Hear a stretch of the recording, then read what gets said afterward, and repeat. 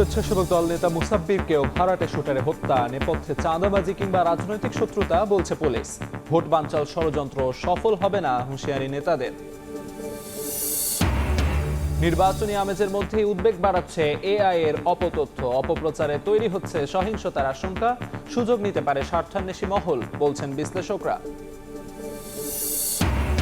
দেশে পাতানো নির্বাচন হবে না, লেভেল প্লেইং ফিল্ড নিশ্চিত করবে ইসি, জানালেন সিইসি। প্রার্থিতা ফিরে পেতে আপিল শেষ হচ্ছে আজ, কাল শুরু শুনানি, চলবে 18 জানুয়ারি পর্যন্ত। যুক্তরাষ্ট্রের ভিসা বন্ধ আরব দুঃখজনক হলেও অস্বাভাবিক নয়, তালিকা থেকে বের হতে চেষ্টা চালাবে বাংলাদেশ। অবৈধ অভিবাসনের দায় আগের সরকারকে দিলেন পররাষ্ট্র উপদেষ্টা। এবং শীত মৌসুমে নৌপথে আতঙ্ক, ঘন কুয়াশা, বাড়ছে দুর্ঘটনার শঙ্কা। দৃষ্টিসীমা কমে এলে নৌযান বন্ধ রাখার পরামর্শ, লঞ্চ মালিকদের নির্দেশনা না মানার প্রবণতায় উদ্বেগ।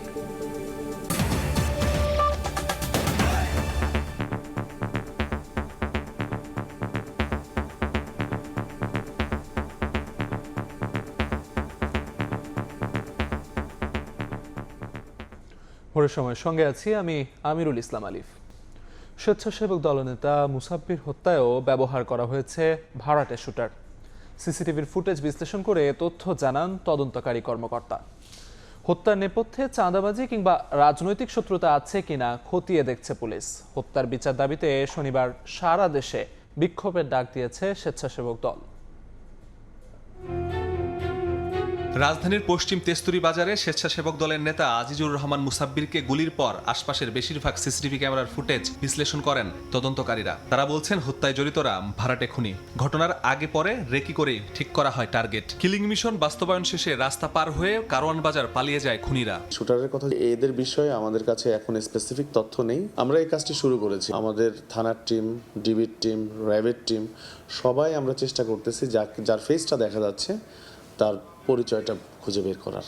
চাঁদাবাজির ইস্যু, রাজনৈতিক ইস্যু, এই সকল ইস্যু নিয়েই আমরা কাজ করছি। এদিকে মুসাব্বিরের স্ত্রীর দাবি, রাজনৈতিক কারণে মুসাব্বির কয়েকবার হত্যার হুমকিও পেয়েছেন। তবে নিজের এলাকায় এভাবে খুন হবেন তা কল্পনার বাইরে ছিল তাদের। এ ঘটনায় তেজগাঁও থানায় অজ্ঞাত 5 জনকে আসামি করে মামলা করা হয়েছে। তার অনেক শত্রু আছে, যে কোনো সময় মেরে ফেলবে, যে কোনো সময় যে কোনো একটা দুর্ঘটনা ঘটে যাবে।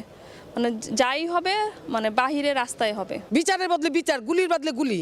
মুসাব্বিরের রাজনৈতিক সহযোদ্ধারা অভিযোগ করেন, কমিটিতে বড় পদ ও কাউন্সিলর নির্বাচন করতে চাওয়ায় কাল হয়েছে তার। রাজনৈতিক জীবনে হয়তো বা কারো ভালো লাগে নাই, হয়তো বা কারো হিংসার কারণ হয়েছে, কারো প্রতিহিংসার কারণ হয়েছে। সামনে যে সে কাউন্সিলর হবে, পলিটিক্যাল দ্বন্দ্ব থাকতে পারে।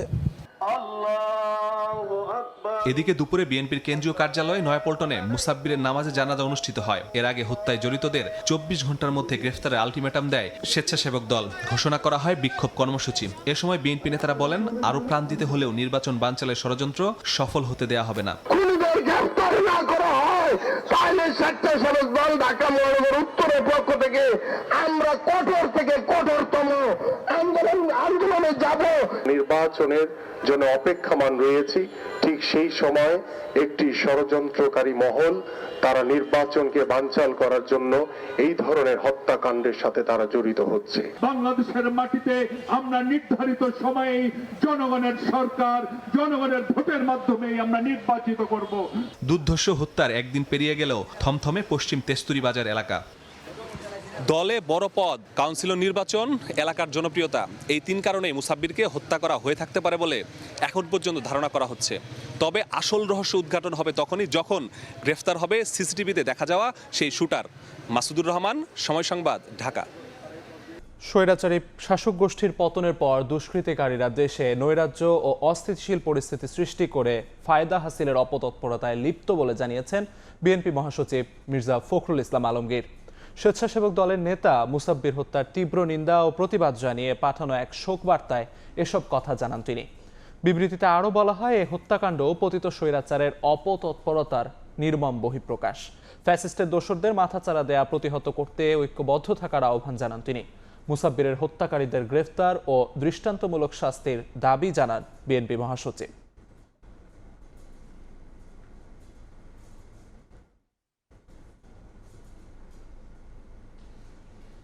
নির্বাচন সামনে রেখে পতিত ফ্যাসিবাদী শক্তি ষড়যন্ত্র চালালেও তা সফল হবে না বলে সাফ জানিয়ে দিলেন বিএনপি স্থায়ী কমিটির সদস্য সালাউদ্দিন আহমদ। আরেক নেতা আমির খসরু মাহমুদ চৌধুরী বলেছেন, কিছু দল এরশাদ শেখ হাসিনার সঙ্গে নির্বাচন করলেও আপোষ করেনি বিএনপি। নির্বাচনকে সামনে রেখে দেশের আইন শৃঙ্খলা পরিস্থিতির অবনতি ঘটাতে পতিত ফ্যাসিবাদী শক্তি ষড়যন্ত্রে লিপ্ত বলে অভিযোগ করেছেন বিএনপি নেতারা।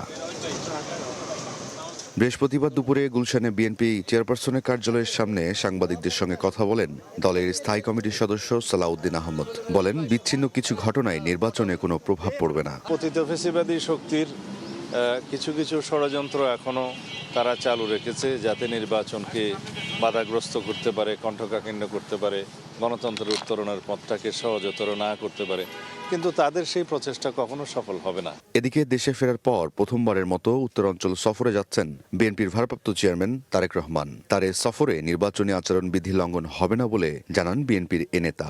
শহীদদের প্রতি বিনম্র শ্রদ্ধা নিবেদন করা এবং তাদের কবরে জিয়ারত করা, এটা জাতির প্রত্যাশা। গণঅভ্যুত্থানের শহীদদের আমরা ধারণ করি, তার জন্যই তার যাওয়া। এখানে নির্বাচন আচরণবিধির কোনো বিষয় নেই। এদিন বিকেলে চট্টগ্রামে বেগম খালেদা জিয়ার রুহের মাগফিরাত কামনায় দোয়া ও মিলাদ মাহফিলে বিএনপি স্থায়ী কমিটির সদস্য আমির খসরু মাহমুদ বলেন, কিছু দল এরশাদ শেখ হাসিনার সঙ্গে নির্বাচন করলেও আপোষ করেনি বিএনপি। ক্ষমতা বলতে কিছু নাই, এটা হচ্ছে দায়িত্ব। রাষ্ট্র চালানো হচ্ছে দায়িত্ব, এটা ক্ষমতা না। এটা ভুলে যেতে হবে ক্ষমতার রাজনীতিতে। বেগম খালেদা জিয়ার গণতন্ত্রের মশাল দিয়ে তারেক রহমান আগামীর বাংলাদেশ গড়বেন বলে আশাবাদী বিএনপির নেতারা। রায়দুল ইসলাম শুভ, সময় সংবাদ, ঢাকা। ফ্যাসিবাদী কাঠামো থেকে বেরিয়ে আসতে এত কম সময় যথেষ্ট নয় বলে মন্তব্য করেছেন জামায়াতের সহকারী সেক্রেটারি জেনারেল এহসানুল মাহবুব জুবায়ের। মব ভায়োলেন্সের কারণ হিসেবে ফ্যাসিবাদী কাঠামোর প্রভাবকে দায়ী করেন তিনি। আর গণভোটের বিষয়ে দলগুলোর অবস্থান নিয়ে স্বচ্ছতা নিশ্চিতের আহ্বান জানিয়েছেন সুজনের সম্পাদক বদিউল আলম মজুমদার। রাজধানীর সিরডাপ মিলনায়তনে আলোচনা সভায় এ কথা বলেন তারা। যাওয়ার পরে জাতীয় নির্বাচন উপলক্ষে বৃহস্পতিবার সকালে রাজধানীর সিরডাপ মিলনায়তনে অন্তর্ভুক্তিমূলক গণতন্ত্র ও সংখ্যালঘুদের অধিকার এবং নির্বাচনী অঙ্গীকার শীর্ষক আলোচনা সভার আয়োজন করে সেন্টার ফর গভর্নমেন্ট স্টাডিজ। এতে অংশ নেন রাজনীতিক, বিশিষ্টজন এবং বিভিন্ন সংগঠনের প্রতিনিধিরা। আমি দেখেছি যে জামায়াত ইসলামী সংখ্যালঘুদের অধিকার রক্ষায় সংখ্যালঘু কমিশন গঠনের প্রস্তাব দেন রাজনীতিকরা। মব ভায়োলেন্সের কারণ হিসেবে ফ্যাসিবাদী কাঠামোর প্রভাবকে দায়ী করেন তারা। এই দেশের নাগরিক হিসেবে তিনি যে ধর্মের হন, তিনি যে মতের হন, তিনি যে রেইস হন, যাই হন না কেন, তিনি এখানকার নাগরিক। আমরা তাকে সংখ্যালঘু অথবা সংখ্যাগুরু এই ভাগে আমরা বিভক্ত করতে চাই না। আমাদের এখানে আওয়ামী লীগের পতনের পরে আমাদের মূল লক্ষ্য হওয়া উচিত ছিল ঐক্যমত সৃষ্টি করা। সেটা আওয়ামী লীগের বিচার, আওয়ামী লীগের ন্যারেটিভস, এটা জুডিশিয়ারিকে দিয়ে স্বাধীন জুডিশিয়ারির মাধ্যমে এটার বিচার হবে। গণভোটের বিষয়ে রাজনৈতিক দলগুলোর অবস্থান নিয়ে স্বচ্ছতা নিশ্চিত করার আহ্বান জানিয়েছেন সুজনের সম্পাদক বদিউল আলম মজুমদার। ঐক্যমত্য কমিশনে রাজনৈতিক দলগুলো সংস্কারের যে অঙ্গীকার দিয়েছে তা বাস্তবায়নের উপরই গণতন্ত্রের ভবিষ্যৎ নির্ভর করছে বলে মন্তব্য করেন তিনি। এখন এটা গণভোট হবে, তাদেরকে আমাদের রাজনৈতিক দলগুলোর সুস্পষ্ট অবস্থান নিতে হবে, তারা হায়ের পক্ষে না নায়ের পক্ষে। যদিও তারা লিখিতভাবে অঙ্গীকার করেছে, তারা এগুলো বাস্তবায়ন করবে। আমাদের গণতান্ত্রিক ব্যবস্থার কতগুলো ঘাটতি আছে, ডেমোক্রেটিক ডেফিসিট, এবং শাসন প্রক্রিয়া অনেকগুলো দুর্বলতা আছে। এগুলো যদি দূরীভূত না করি, তাহলে আমাদের সুষ্ঠু নিরপেক্ষ নির্বাচন হলেও গণতান্ত্রিক উত্তরণ ঘটবে না। আলোচনায় রাজনৈতিক দলগুলোর ইশতেহারে সংখ্যালঘুর বিষয় কিভাবে উপস্থাপিত হচ্ছে সেদিকে নজর রাখার আহ্বান জানান বিশিষ্টজনেরা। ভোট দিতে যাওয়া থেকে শুরু করে আদনান তুর্য, সময় সংবাদ, ঢাকা। ত্রয়োদশ জাতীয় সংসদ নির্বাচন সামনে রেখে নির্বাচন পরিচালনা কমিটি পুনর্গঠন করেছে জামায়াতে ইসলামী। সংগঠনের সহকারী সেক্রেটারি জেনারেল মাওলানা এটিএম মাসুমকে আহ্বায়ক এবং সহকারী সেক্রেটারি জেনারেল মাওলানা আব্দুল হালিমকে সদস্য সচিব করে কমিটি গঠন করা হয়েছে। বৃহস্পতিবার গণমাধ্যমে পাঠানো এক বিজ্ঞপ্তিতে বিষয়টি নিশ্চিত করেছেন দলের কেন্দ্রীয় মিডিয়া ও প্রচার বিভাগের প্রধান এহসানুল মাহবুব জুবায়ের। কমিটিতে সদস্য হিসেবে আছেন এহসানুল মাহবুব জুবায়ের, মোয়াজ্জেম হোসেন হেলাল, মোহাম্মদ শাহজাহান, মোবারক হোসেন, মোহাম্মদ আব্দুর রব, আফম আব্দুস সাত্তার, ডক্টর হেলাল উদ্দিন, ডাক্তার নজরুল ইসলাম এবং ডাক্তার AKM ওয়ালিউল্লাহ।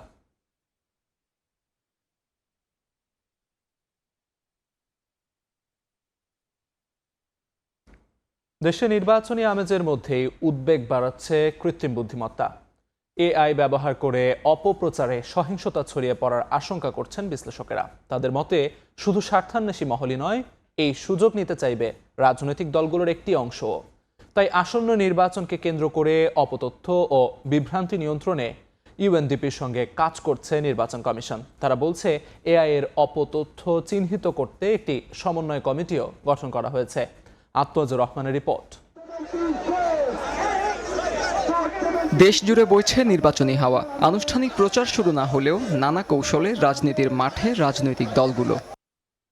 তবে উৎসবমুখর এই পরিবেশে উদ্বেগ বাড়াচ্ছে কৃত্রিম বুদ্ধিমত্তা। এআই এর অপপ্রচারে বিভ্রান্ত হতে পারেন ভোটাররা, সত্য মিথ্যার জ্ঞানাকলে পড়ে হারাতে পারেন গণতান্ত্রিক সিদ্ধান্ত গ্রহণের বিবেচনা। নির্বাচন কমিশন থেকে শুরু করে বিভিন্ন দল এআই নিয়ে তাদের উদ্বেগের কথা জানিয়ে আসছে। বিশেষজ্ঞরা বলছেন আসন্ন নির্বাচনে ভয়াবহ রূপ নিতে পারে এআই এর অপপ্রচার। আগামী নির্বাচনে AI will B A game player.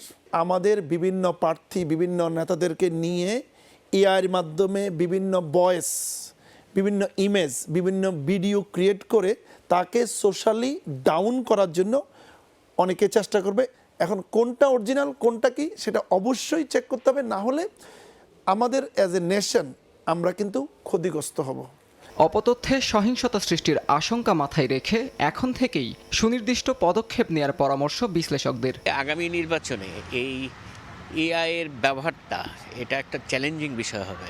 Fake ছবি দিয়ে যখন প্রচারণা যাবে, এগুলো মানুষের ইন্ডিপেন্ডেন্ট জাজমেন্টের ক্ষমতাটা তখন আপনি ন্যারো করে দিলেন আর কি।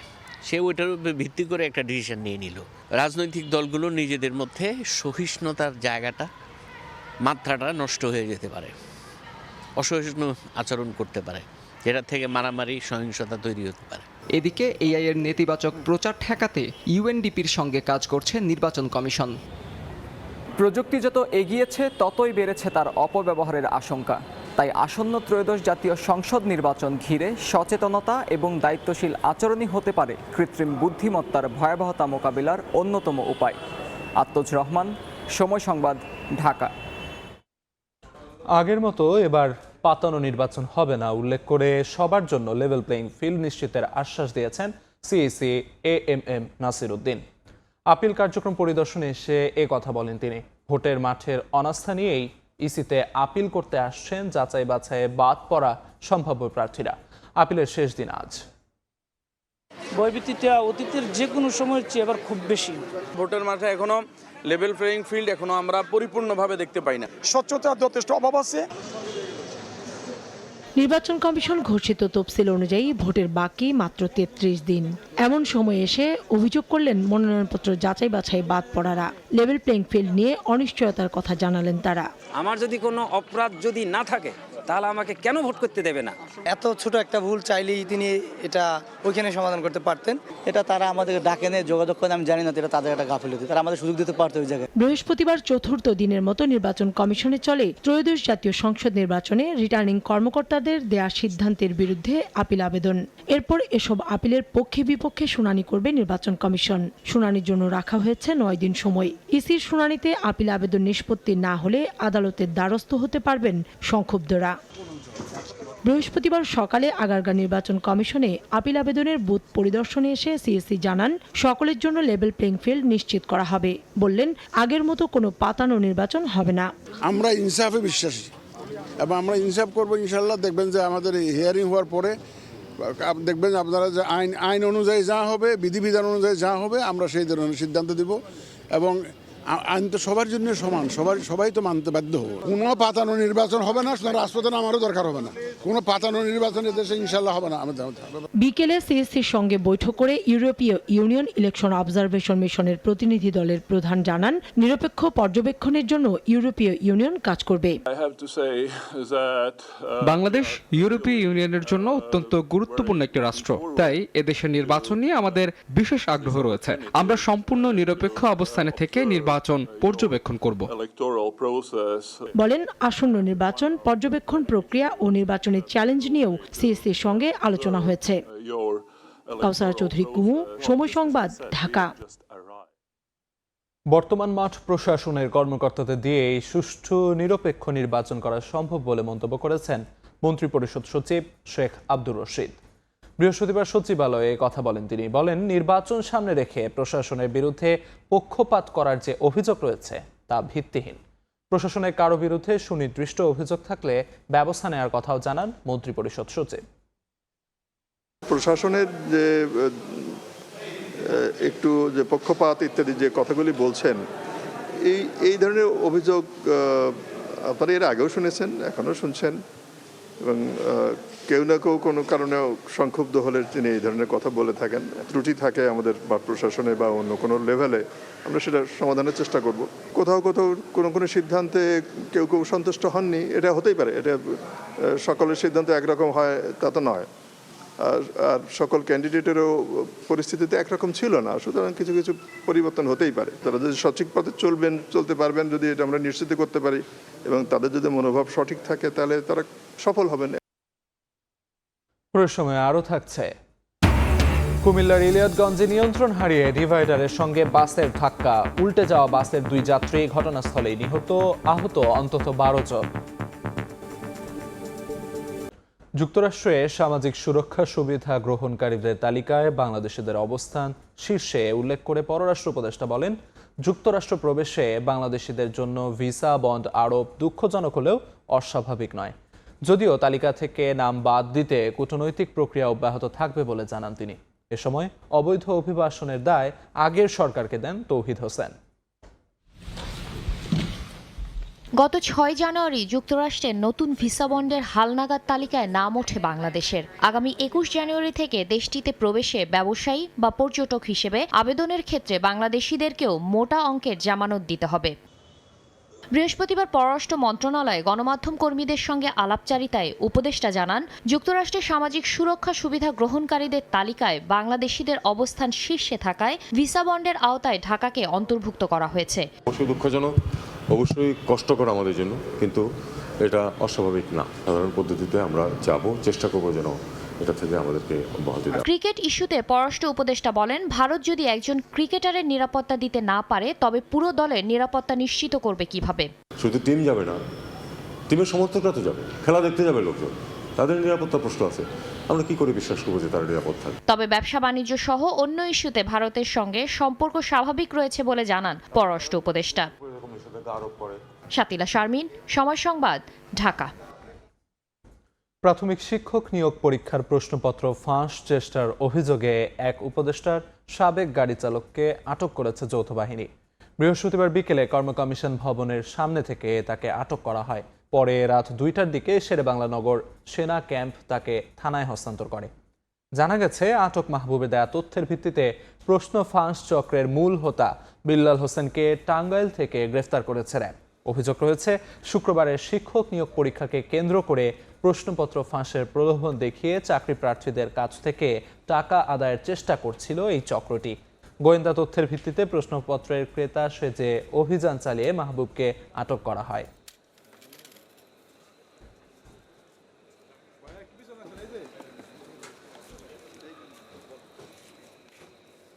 মাহবুব সে সবার কাছ থেকে সার্টিফিকেট কালেক্ট করে এবং বিল্লাল তাদেরকে প্রশ্ন দিবে বলে একটা ধারণা দিয়ে তার কাছ থেকে টাকাগুলো আদায় করার চিন্তা ভাবনা করছিল, এবং আমরা তো এই দুজনকেই ধরতে সক্ষম হয়েছি। এবং বিল্লালের বাসা থেকে প্রায় 40 থেকে 50টার মতো চেক পাওয়া গিয়েছে, যেখানে অনেক পরিমাণ টাকার চেক পাওয়া গিয়েছে, এবং তার সাথে 50 থেকে 60টা সার্টিফিকেটও পাওয়া গেছে। তো আমরা ধারণা করছি এই চক্রটা একটা বড় চক্র, এবং আরও অনেকের সাথেই এর সাথে জড়িত আছে। কেউ যদি এর সাথে জড়িত থাকে, অবশ্যই তাকে আটক করা হবে অথবা অভিযান করে ধরা হবে। রংপুরে প্রাথমিক শিক্ষক নিয়োগ পরীক্ষার প্রশ্নপত্র ফাঁস চেষ্টার অভিযোগে 2 জনকে গ্রেফতার করেছে গোয়েন্দা পুলিশ। তাদের কাছ থেকে উদ্ধার করা হয়েছে এ কাজে ব্যবহৃত ডিভাইস। বৃহস্পতিবার বিকেলে মহানগর গোয়েন্দা পুলিশের অতিরিক্ত উপকমিশনার এ তথ্য নিশ্চিত করেন। তিনি জানান, শুক্রবার অনুষ্ঠিত হতে যাওয়া প্রাথমিক শিক্ষক নিয়োগ পরীক্ষার প্রশ্নপত্র ফাঁস করতে পরিকল্পনা করছিল একটি চক্র। এমন অভিযোগে অভিযানে নামে আইনশৃঙ্খলা বাহিনী। এ সময় গোলাম কিবরিয়া ও সুমন চন্দ্র নামে 2 জনকে গ্রেফতার করা হয়। প্রশ্ন ফাঁস চক্রের অন্য সদস্যদের ধরতে অভিযান চলছে বলে জানিয়েছে পুলিশ।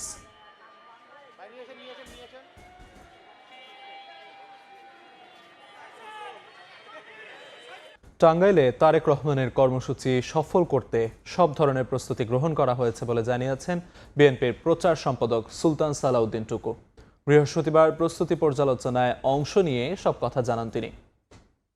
দেশনায়ক তারেক রহমানের স্বাগত জানানোর জন্য দল মত নির্বিশেষে শ্রেণী পেশার সকল মানুষই অধীর আগ্রহে অপেক্ষা করছে কখন আসবে, তাকে এক নজর দেখবে। দেশনায়ক তারেক রহমানের নেতৃত্বে এই দেশের মানুষ একটি গণতান্ত্রিক বাংলাদেশ প্রতিষ্ঠার ক্ষেত্রে সার্বিকভাবে তাকে সমর্থন দিবে। এটি বাংলাদেশের মানুষ ইতিমধ্যেই সেটি ব্যক্ত করেছেন। ব্রাহ্মণবাড়িয়া ও যশোরে প্রয়াত বিএনপি চেয়ারপারসন বেগম খালেদা জিয়ার আত্মার মাগফিরাত কামনায় দোয়া মাহফিল অনুষ্ঠিত হয়েছে। বৃহস্পতিবার দুপুরে কসবা পৌরসভার স্টেশন এলাকায় শোকসভা ও দোয়া মাহফিলের আয়োজন করেন স্থানীয় বিএনপির নেতাকর্মীরা। এ সময় ব্রাহ্মণবাড়িয়া 4 আসনে বিএনপি মনোনীত প্রার্থী মুশফিকুর রহমান বলেন, 16 বছর পর আবারও গণতান্ত্রিক অবস্থা সৃষ্টি হওয়ায় মানুষ নির্বাচন চায়।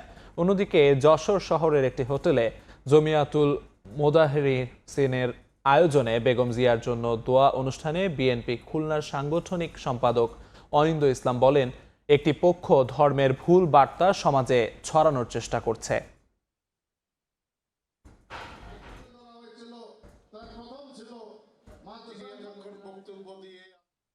ত্রয়োদশ জাতীয় সংসদ নির্বাচন নিয়ে রাজশাহীতে চায়ের দোকানগুলোতে জমে উঠেছে ভোটারদের আড্ডা। প্রার্থীদের নিয়ে চলছে চুলচেরা বিশ্লেষণ। নির্বাচনে লেভেল প্লেইং ফিল্ড ও যে যার পছন্দ মতো সৎ ও যোগ্য প্রার্থীকে যেন ভোট দিতে পারে, এমনটাই প্রত্যাশা সাধারণ মানুষ ও ভোটারদের। সবকিছু ছাপিয়ে আগামী নির্বাচন হবে অবাধ, সুষ্ঠু ও গ্রহণযোগ্য, এমনটাই চাওয়া তাদের। হাবিবুর রহমান পাপ্পুর তোলা ছবিতে বিস্তারিত সাইফুর রহমান রকির প্রতিবেদনে। আমি আছি রাজশাহী জেলার সদর 2 আসনের অলকার মোড় এলাকার একটি চায়ের আড্ডায়। আসন্ন ত্রয়োদশ জাতীয় সংসদ নির্বাচন নিয়ে সাধারণ মানুষ ও ভোটারদের প্রত্যাশার কথা জানবো। যে গণতান্ত্রিক নাগরিক আমরা, এখান থেকে আমাদের যতটুকু নাগরিক দায়িত্ব বা অধিকার এটা যেন আমরা পূর্ণভাবে পাই এবং দেশে যেন একটা সুষ্ঠু নির্বাচন হয়। যেই আসুক ভোটে, আমি শুধু চাই যে তারা যেন ভালো মতো আমাদেরকে খুব ভালো মতো আমরা যেন থাকতে পারি, এইটাই। জনগণের কথা বলবে, আমার আপনার কথা বলবে, যারা গরিব অসহায় তাদের দিকে খেয়াল রাখবে, সঠিক কার্ড বিতরণ হবে, সেখানে যেন দুর্নীতি এবং ঘুষ না থাকে। বাংলাদেশের নাগরিক হিসেবে আমি চাই যে দুর্নীতিমুক্ত দেশ চাই, দুর্নীতিমুক্ত সমাজ চাই, মাদক মুক্ত সমাজ চাই এবং কর্মসংস্থান চাই। নারী নিরাপত্তা বিষয়টা এখনো আমাদের দেশে অনেক পিছায় আছে। আমি চাইবো যে কর্মক্ষেত্রে, রাস্তাঘাটে যেন আমরা সেফ ফিল করি নারী হিসেবে। ইলিশের জেলা হিসেবে পরিচিত জেলা বরগুনা। একদিকে মৎস্য সম্পদ, অন্যদিকে উর্বর মাটির কারণে সম্ভাবনার আলো জ্বালিয়ে রাখলেও কাঙ্ক্ষিত শিল্পায়ন ও মেগা প্রকল্প বাস্তবায়ন না হওয়ায় সেই সম্ভাবনাও দিন দিন ফিকে হয়ে যাচ্ছে। পর্যটন শিল্প বিকাশের অপার সম্ভাবনা থাকলেও কাজে লাগানো হয়নি। স্থানীয়রা বলছেন, উপকূলীয় এ জেলাকে এগিয়ে নিতে প্রয়োজন অর্থ বরাদ্দ ও মেগা প্রকল্পের সমবন্টন। রুবেল হাসানের ক্যামেরায় বরগুনার সম্ভাবনা ও বঞ্চনার সেই চিত্র তুলে ধরেছেন সাইফুল মিরাজ।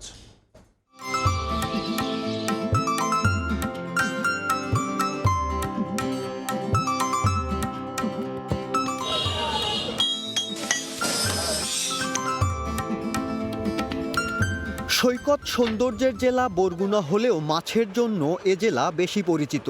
সমুদ্র তীরবর্তী ও নদ নদী বেষ্টিত জেলার পাথরঘাটায় অবস্থিত দেশের দ্বিতীয় বৃহত্তম সামুদ্রিক মাছ অবতরণ কেন্দ্র। প্রতিদিন এই অবতরণ কেন্দ্রে কয়েক কোটি টাকার মাছ বিক্রি হয়, যা সরবরাহ করা হয় দেশের বিভিন্ন স্থানে। প্রতি বছর এই অবতরণ কেন্দ্র থেকে কোটি কোটি টাকা রাজস্ব আয় করে সরকার। তারপরও সুদীর্ঘ বছরেও মৎস্যভিত্তিক কোনো অর্থনৈতিক অঞ্চল গড়ে ওঠেনি এখানে। তাই ভাগ্যেরও পরিবর্তন হয়নি জেলেদের। মৎস্য খাতে যে রেমিটেন্স সরকার পাথরঘাটা মৎস্য অবতরণ কেন্দ্র থেকে নেছে, তার 100 ভাগের আগে উন্নয়নও করে নাই। যেভাবে চাউল দেয়, এই চালে এরা পেট বাঁচে না। চাউল বৃদ্ধিকরণ অথবা চালের সাথে প্রতি মাসে প্রতিবারের টাকা, জেলে পরিবারকে একটা স্বাস্থ্যসেবার কার্ড, শিক্ষা খাতে একটা কার্ড, এই ব্যবস্থা সরকারের উন্নয়ন করা উচিত। বিমান অথবা হেলিকপ্টার, অত্যাধুনিক ভেসেল আধুনিকায়ন করা, নৌ পুলিশকে ভালো তাদেরকে এই ভেসেল দেওয়া, অবৈধ জাল বন্ধ করিয়া এই খাতে করিয়া এবং শ্রমিককে এই সুবিধাগুলো দিলেই মৎস্য খাত উন্নত হবে। আয়ের চিন্তা করে কিন্তু ব্যয়ের কোনো চিন্তা এখানে হয় না। বিএফডিসি যারা থাকেন, যারা এখানে যারা দায়িত্বে থাকেন, তারা আসলে তাদের অবহেলার জন্যই আসলে এই মৎস্য সম্পদটা ঠিকমতো কাজে লাগানো যাচ্ছে না। মৎস্যভিত্তিক অঞ্চল এটা আসলে তো করা দরকার, সেভাবে তো করা হচ্ছে না। শুধু মৎস্য সম্পদ নয়, কৃষিতেও এগিয়ে 8.5 লাখ ভোটারের এ জেলা। ধানসহ অন্যান্য ফসল উৎপাদনের পাশাপাশি দক্ষিণাঞ্চলে আলু উৎপাদনে তৃতীয় বরগুনা জেলা। কিন্তু পরিকল্পনার অভাব ও সীমাবদ্ধতার কারণে ন্যায্য মূল্য থেকে বঞ্চিত হচ্ছেন কৃষকেরা। জেলায় রয়েছে পর্যটন শিল্প বিকাশের অপার সম্ভাবনাও, কিন্তু আশ্বাসের ফুলঝুরিতে এখন এ শিল্প অঙ্কুরেই বিনষ্ট হওয়ার উপক্রম। অন্যদিকে জেলায় নেই কোনো শিল্প কলকারখানা, নেই কোনো উদ্যোগও, ফলে দিন দিন বাড়ছে বেকারত্ব সমস্যা, ঘটছে না ব্যবসা বাণিজ্যের প্রসারও। রাখি করার পরে প্রায় 50 মণ আলু নষ্ট হয়ে গেছে এবং দামও পাইনি, দাম উঠবে বলছে, আসলে আলুর দাম ওঠে না। বিভিন্ন পদের ফসল আছে আমাকে, কিন্তু আমাকে কোলেস্টার নাই বিদে আমাকে কম দামে বিক্রি করে হইতে হয়। পাথরঘাটা যদি একটা কোলেস্টার থাকতো তাহলে আমার মনে হয় যে আলুর উদ্যোগটা আরও বেশি মানুষ দিত, কারণ যদি একটু কিছু লাভবান হইলেও। অপার সম্ভাবনা রয়েছে, ব্যবসা বাণিজ্যের সম্ভাবনা রয়েছে, এখানে মিল কারখানা গড়ার সম্ভাবনা রয়েছে, এখানে কৃষিভিত্তিক মিল কারখানা হতে পারে, মৎস্যভিত্তিক ব্যবসা বাণিজ্য হতে পারে, কিন্তু সেটি আমরা কখনো লক্ষ্য করিনি। কাঙ্ক্ষিত বরাদ্দটা আমরা কমে গিয়েছে, যার কারণে মনে হচ্ছে যে আমরা আরও পিছিয়ে পড়েছি। বরগুনায় যদি একটা ইউনিভার্সিটি হতো, বরগুনায় যদি একটা মেডিকেল কলেজ হতো, তাহলে কিন্তু এই শুধু বরগুনা না, আশেপাশের পিরোজপুরের, বরগুনার, এই পটুয়াখালীরও একটা বড় পার্ট, যেটা পটুয়াখালী থেকে বরগুনা কাছে, এই মানুষগুলো কিন্তু এখানে সেবা নিতে পারতেন। এটাকে সিঙ্গাপুরের থেকে অনেক বড় কিছু তৈরি করা সম্ভব যদি ওয়েল প্ল্যান্ড এবং সেটাকে এক্সিকিউট করা যায়। বাস্তবিক অর্থে আমরা এই পর্যটন সম্ভাবনা বিকাশের জন্য বা গোটা দেশবাসীর সামনে তুলে ধরার জন্য, পৃথিবীর সামনে তুলে ধরার জন্য যে পদক্ষেপ আজ পর্যন্ত কোনো পলিটিক্যাল গভর্নমেন্ট বরগুনার জন্য কিন্তু নেয়নি। প্রাকৃতিক সৌন্দর্যমণ্ডিত জেলা, যে জেলা গোটা দেশবাসীর সামনে তুলে ধরলে এটা হতে পারে বাংলাদেশের অন্যতম সেরা পর্যটন জেলা। অনুন্নত যোগাযোগ ব্যবস্থা ও স্বাস্থ্যসেবা পেতেও ভোগান্তির শেষ নেই স্থানীয় বাসিন্দাদের।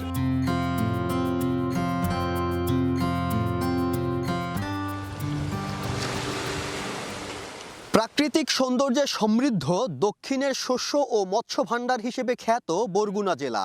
উন্নয়ন বৈষম্যের শিকার এ জেলার ভাগ্য উন্নয়নে আসন্ন সংসদ নির্বাচনে বিজয়ী প্রার্থীরা আন্তরিক হবেন, এমনটাই প্রত্যাশা স্থানীয় বাসিন্দাদের। সাইফুল মিরাজ, সময় সংবাদ, বরগুনা। ময়মনসিংহের ভালুকায় পোশাক কারখানা শ্রমিক দীপু চন্দ্র দাস হত্যার ঘটনায় মূল অভিযুক্ত ইয়াসিন আরাফাতকে গ্রেফতার করা হয়েছে। ডেমরা থানার সারুলিয়া এলাকা থেকে তাকে গ্রেফতার করা হয়। পুলিশ জানায়, ঘটনার দিন পায়োনিয়ার ফ্যাক্টরি গেটে স্লোগান দিয়ে লোক জড়ো করার পেছনে মূল ভূমিকা ছিল ইয়াসিনের। উস্কানিতে উত্তেজিত জনতা দীপুকে নির্মমভাবে মারধর সহ নিথর দেহ রশি দিয়ে টেনে হিঁচড়ে স্কয়ার মাস্টার বাড়ি এলাকায় নিয়ে যায়। পরে সেখানে লাশ পোড়ানোর ঘটনায় সরাসরি নেতৃত্ব দেন ইয়াসিন। এ ঘটনায় এখন পর্যন্ত 21 জনকে গ্রেফতার করা হয়েছে।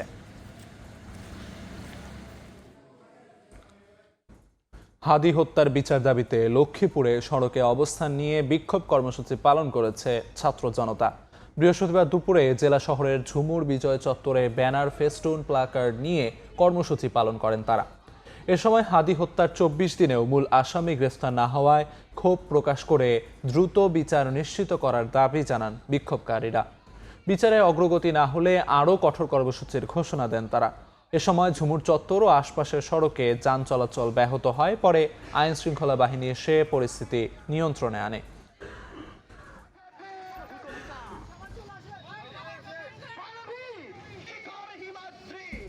বঙ্গোপসাগরে ফিশিং বোটে নিষিদ্ধ ট্রলিং জাল ব্যবহার করে মাছ আহরণ ও জাল তৈরির মূল হোতা ভারতীয় জেলে পণ্ডিত বিশ্বাসকে আটক করেছে কোস্টগার্ড। আটক করা হয়েছে বাংলাদেশি 6 কারিগরকেও। জব্দ করা হয়েছে 36 লাখ টাকা মূল্যের 12টি অবৈধ ট্রলিং জাল। সম্প্রতি কিছু অসাধু মৎস্যজীবী ও ব্যবসায়ী অধিক মুনাফা লাভের লক্ষ্যে সরকারি নিষেধ অমান্য করে সাগরে মাছ আহরণ করছে। কাঠের ফিশিং বোটে অবৈধভাবে ট্রলিং সরঞ্জাম সহ ছোট ফাঁসের বেহুন্দি জাল স্থাপন করে আর্টিসানাল ট্রলিং বোটে রূপান্তর করছে। এ ছোট ফাঁসের জালে আটকে পড়ে গভীর ও অগভীর সাগরের রেণু, ডিমওয়ালা মাছ ও মাছের প্রাকৃতিক খাদ্য ক্রমশ ধ্বংস হয়ে যাচ্ছে। অবৈধ আর্টিসানাল ট্রলিং জাল তৈরির মূল হোতা ভারতীয় নাগরিক কর্ণফুলী থানাধীন চর পাথরঘাটা এলাকায় একটি কারখানায় অবৈধ জাল তৈরি করছে এমন খবরে বুধবার সন্ধ্যায় অভিযান চালায় কোস্টগার্ড। 36 লক্ষ টাকা মূল্যের 12টি অবৈধ ট্রলিং জাল ও জাল তৈরির সরঞ্জাম সহ ট্রলিং বোট তৈরির মূল কারিগর ভারতীয় নাগরিক পণ্ডিত বিশ্বাসকে আটক করা হয়। এ সময় আটক করা হয় 6 জন বাংলাদেশি কারিগর। কিছু অসাধু ট্রলিং জাল ব্যবসায়ী সহ বরগুনার মাসুম কোম্পানি, বাঁশখালীর শুক্কুর কোম্পানি এবং জাহাঙ্গীর কোম্পানি ভারতীয় নাগরিককে দিয়ে অবৈধ জাল বানাচ্ছে বলে জানিয়েছে কোস্টগার্ড। সে বাংলাদেশে অবস্থানকালে বাংলাদেশি ফিশিং বোটে নিষিদ্ধ আর্টিসানাল ট্রলিং সরঞ্জাম স্থাপন এবং ট্রলিং জাল তৈরির মূল কারিগর হিসেবে কাজ করে। এর আগে গত 12ই আগস্ট কোস্টগার্ড ও সেনাবাহিনীর যৌথ অভিযানে ভারতীয় নাগরিক পণ্ডিত বিশ্বাসকে আটক করে কারাগারে পাঠানো হয়েছিল। পার্থপ্রতিম বিশ্বাস, সময় সংবাদ, চট্টগ্রাম। চুয়াডাঙ্গায় অজ্ঞাত পরিচয়ে এক ব্যক্তিকে গলায় বেল্ট পেঁচিয়ে শ্বাসরোধে হত্যা করেছে দুর্বৃত্তরা। পুলিশ জানায়, বৃহস্পতিবার সকালে আলমডাঙ্গার কায়েতপাড়া গ্রামের কৃষকরা মাঠে কাজ করতে যাওয়ার সময় মরদেহ পড়ে থাকতে দেখেন। খবর পেয়ে পুলিশ ঘটনাস্থলে গিয়ে মরদেহ উদ্ধার করে। নিহতের গলায় বেল্ট দিয়ে ফাঁস দেয়া ছিল।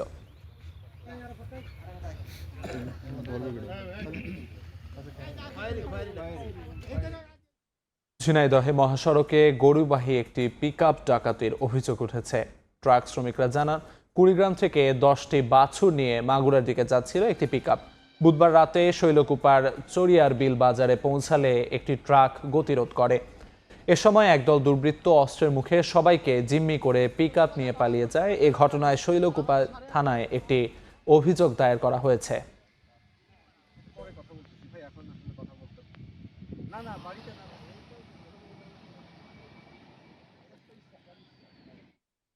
ভোরের সময় আরও থাকছে, বেহাল সড়কের দুর্ভোগে শরীয়তপুর পৌরসভার বাসিন্দারা। বড় হচ্ছে খানাখন্দ, চলাচলের অযোগ্য অনেক রাস্তা, দীর্ঘদিন নেই সংস্কারের উদ্যোগ। অবশেষে ওষুধের দামে লাগাম টানছে অন্তর্বর্তী সরকার।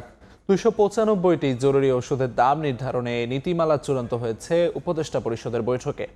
অন্যান্য 1100 ওষুধের সর্বোচ্চ ও সর্বনিম্ন দামের সীমা নির্ধারণ করা হয়েছে। দেশে স্বাস্থ্য খাতে ওষুধের পেছনেই খরচ হয় মানুষের বেশিরভাগ অর্থ। গত 30 বছর ধরে কোম্পানি ভেদে একই ওষুধের দামের পার্থক্য বাড়ছিল। সেই পার্থক্য কমাতেই ওষুধের দাম নির্ধারণ করল সরকার। 1992 সালের আইনে 117টি অত্যাবশ্যকীয় ওষুধের দাম নির্ধারণ করেছিল সরকার। এবার সেই তালিকায় গ্যাস্ট্রিক, ডায়াবেটিস, ক্যান্সার সহ নতুন 135টি ওষুধ যোগ করে 295টির দাম নির্ধারণ করা হয়েছে বলে জানান প্রধান উপদেষ্টার বিশেষ সহকারী অধ্যাপক ডাক্তার সাইদুর রহমান। অত্যাবশ্যকীয় ওষুধের তালিকাভুক্ত ওষুধগুলোর সবগুলোর মূল্য সরকার কর্তৃক নির্ধারিত হবে এবং এই নির্ধারিত মূল্যের বাইরে যারা আছেন তাদেরকে এই মূল্যে পর্যায়ক্রমে আসতে হবে এবং সরকার কর্তৃক একটি নির্ধারিত মূল্যে ওষুধগুলো বিক্রি করতে হবে। অত্যাবশ্যকীয় নয় এমন আরও 1100 ওষুধের দামের সীমা নির্ধারণ করেছে সরকার। এক্ষেত্রে ওষুধ কোম্পানিগুলো সরকারের বেঁধে দেয়া দামের সর্বোচ্চ 15% অতিরিক্ত দামে বিক্রি করতে পারবে। ইন্টারনাল রেফারেন্স প্রাইসিং এর মাধ্যমে আসলে এই বাকি ওষুধগুলোর ক্ষেত্রে যদি 7-এর বেশি উৎপাদক হয় তাহলে ইন্টারনাল রেফারেন্স প্রাইসিং এর মাধ্যমে তাদেরকে একটা 15% রেঞ্জের মধ্যে আসতে বলা হবে। এটার জন্য ওনারা আসলে প্রতি বছর 25% হিসেবে অ্যাডজাস্ট করে 4 বছর সময়কালে ওনাদেরকে এই রেঞ্জে ঢুকতে হবে। কোনো কোম্পানি ওষুধের দাম সমন্বয়ে ব্যর্থ হলে তাদের নতুন ওষুধের আবেদন গ্রহণ করা হবে না বলেও জানান প্রধান উপদেষ্টার বিশেষ সহকারী। ডিজিডি এর বাইরে একটা আলাদা অথরিটি করা হবে, আসলে national drug pricing authority. Saiful Rudra, Somoy Sangbad, Dhaka. BERC চেয়ারম্যানের কমিশন বাড়ানোর আশ্বাসে ধর্মঘট প্রত্যাহার করলেন এলপিজি ব্যবসায়ীরা। সংকট নিরসনে ব্যবসায়ীদের সঙ্গে বৈঠক করে এনার্জি রেগুলেটরি কমিশন। বৈঠক শেষে বিইআরসি চেয়ারম্যান জানান, রমজানের আগেই কেটে যাবে গ্যাস সংকট। শীতকালে একদিকে আবাসিক গ্যাস সরবরাহের সংকট, অন্যদিকে হঠাৎ এলপিজির বাজারে শুরু হয় নৈরাজ্য।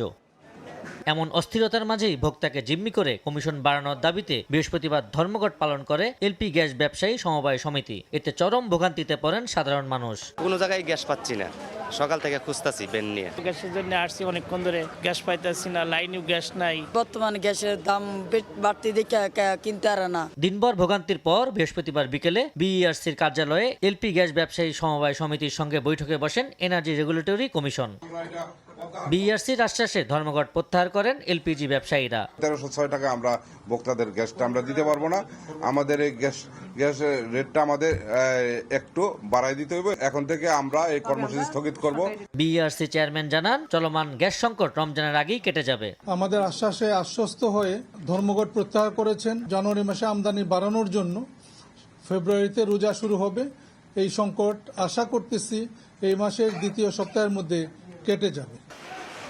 জাহাজ সংকটের মধ্যেও এলপিজি আমদানির বিকল্প ব্যবস্থা নেওয়া হয়েছে জানিয়ে আগামী সপ্তাহেই সরবরাহ সংকট কেটে যাবে বলে জানান বিইআরসি চেয়ারম্যান। আবু সাইদ নিশান, সময় সংবাদ, ঢাকা। এলপি গ্যাসের দাম বাড়িয়েও বাজার নিয়ন্ত্রণে ব্যর্থ সরকার। জ্বালানি বিশেষজ্ঞ বলছেন, ব্যবসায়ীদের সঙ্গে সরকারের যোগসাজশের কারণেই এমন অবস্থার সৃষ্টি হয়েছে। এলপিজি আমদানিকারকদের সংগঠন লোয়াব বলছে, ব্যবসায়ীদের চাহিদা মতো সুবিধা দিলে আগামী মাসে স্বাভাবিক হতে পারে বাজার। এদিকে পরিস্থিতি নিয়ন্ত্রণে এলপি গ্যাস আমদানিতে ভ্যাট কমানোর উদ্যোগ নিয়েছে জ্বালানি মন্ত্রণালয়। সরবরাহ সংকটে 1250 টাকার এক সিলিন্ডার গ্যাসের দাম উঠে গেছে 2400 টাকায়। এর মধ্যেই রোববার 12 কেজির সিলিন্ডারের দাম বাড়ানো হয়েছে 53 টাকা। মূল্য হবে 1306 টাকা। নির্ধারিত মূল্যে গ্যাস বিক্রি না হয় গেল মঙ্গলবার এর দায় খুচরা পাইকারদের কাঁধে চাপান জ্বালানি উপদেষ্টা। এই দাম যে অস্বাভাবিক যে হয়েছে, এটা একটা কারসাজির মাধ্যমে করা হয়েছে এবং সরকার এই জন্য ব্যবস্থা নিচ্ছে। বাজারে কেন এমন পরিস্থিতি? প্রশ্নের জবাবে তীব্র সরবরাহ সংকটকে দায়ী করছেন ডিলার। আমরা কোম্পানি থেকে মাল আনবো, বক্তা পর্যায়ে পৌঁছায় দেবো, এটাই আমাদের কাজ। 30 টাকার মধ্যে 25টা কোম্পানিতেই মাল নাই। এখন এই 25টা কোম্পানির গ্রাহকগুলো কোথায় যাবে? এলপিজি আমদানিকারকদের সংগঠন লোয়াব বলছে, আমদানি সহজ করলে আগামী মাসে কাটতে পারে চলমান সংকট। সিলিন্ডারের জন্য খুব একটা বেশি অসুবিধা আছে বলে মনে হয় না। তবে আমার একটা ধারণা, এই পারমিশনগুলি সবগুলো দিয়ে দিলে আগামী মাস থেকে যদি আমরা ফেব্রুয়ারি মাসে যদি জানুয়ারি মাস তো আর কোনো জাহাজ যদি ইম্পোর্ট করে নিয়ে আসতে পারি, ফেব্রুয়ারিতে চলে আসবে। মিড অফ ফেব্রুয়ারি থেকে it will be easier. Policy support যারা করবেন, ওনারা যদি না আসে, এই দায় তো আমরা নিতে পারি। বাজারে এমন অরাজকতার জন্য সরকার ব্যবসায়ী যোগসাজশকেই দায়ী করছেন ক্যাবের জ্বালানি উপদেষ্টা। এটা তো সরকারেরই সমস্যা। বছরের পর বছর, দিনের পর দিন একই জিনিসের পুনরাবৃত্তি হচ্ছে। সরকার নিজে দায়ী এবং সরকার নিজে ইচ্ছাকৃতভাবে জনগণের এই ভোগান্তি দিয়ে ব্যবসায়ীদের সুবিধা করে দিচ্ছে। এদিকে এলপি গ্যাস আমদানিতে ভ্যাট 15% থেকে কমিয়ে 10% করতে বৃহস্পতিবারই এনবিআরকে চিঠি দিয়েছে জ্বালানি মন্ত্রণালয়। অন্তরা সেন, সময় সংবাদ, ঢাকা। সুন্দরবনে পর্যটক অপহরণের প্রধান আসামি সহ 2 দস্যুকে আটক করা হয়েছে। জব্দ করা হয়েছে অস্ত্র ও গোলাবারুদ। কোস্টগার্ড পশ্চিম জোনের অপারেশন কর্মকর্তা লেফটেন্যান্ট কমান্ডার আবরার হাসান জানান, 7 জানুয়ারি রাতে সুন্দরবন সংলগ্ন ধনখালী এলাকা থেকে মাসুম মৃধা সহ 2 জনকে গ্রেফতার করা হয়। এর আগে 2 জানুয়ারি গোল কানুন রিসোর্ট থেকে নদীতে ভ্রমণে গেলে কানুরখাল এলাকায় রিসোর্ট মালিক সহ পর্যটকদের জিম্মি করে মুক্তিপণ দাবি করে তারা।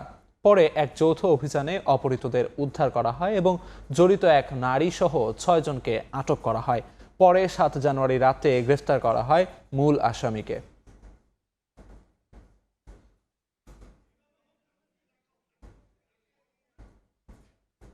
নরসিংদীর রায়পুরায় সন্ত্রাসী কার্যক্রমের অভিযোগে 2 জনকে গ্রেফতার করেছে যৌথ বাহিনী। এ সময় উদ্ধার করা হয়েছে 2টি 1 নলা বন্দুক, 2টি দেশীয় 1 শুটার গান সহ বিভিন্ন আগ্নেয়াস্ত্র। বৃহস্পতিবার দুপুরে এক প্রেস ব্রিফিংয়ে রায়পুরা আর্মি ক্যাম্পের অধিনায়ক জানান, সম্প্রতি কয়েকটি হত্যাকাণ্ড ও সংঘর্ষের ঘটনায় বিভিন্ন এলাকায় অভিযান চালানো হয়।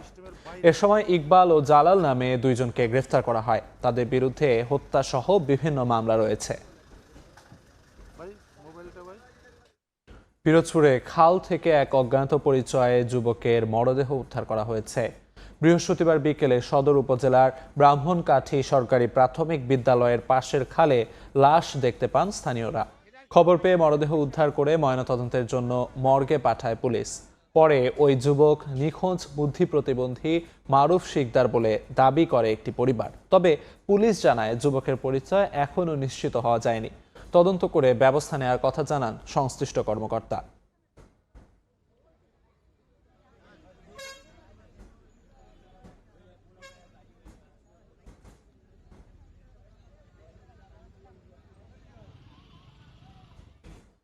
মৌলভীবাজারে দিনমজুর জাকিরকে হত্যার অভিযোগে কুমিল্লা থেকে 2 জনকে গ্রেফতার করা হয়েছে। এ সময় উদ্ধার করা হয়েছে ধারালো অস্ত্রসহ বিভিন্ন আলামত। পুলিশ জানায়, চা বাগান কর্মচারী রবি দাস ও স্বাধীন নামে 2 যুবকের সঙ্গে বন্ধুত্ব ছিল জাকিরের। বিকাশের টাকা হাতিয়ে নিতে জাকিরকে চা বাগানের বাংলোটিলা এলাকায় নিয়ে যায় রবি ও স্বাধীন। এ সময় জাকিরকে কুপিয়ে ও গলা কেটে হত্যা করে তারা। এ ঘটনায় নিহতের স্ত্রী থানায় মামলা করলে অভিযান চালিয়ে অভিযুক্তদের গ্রেফতার করে পুলিশ।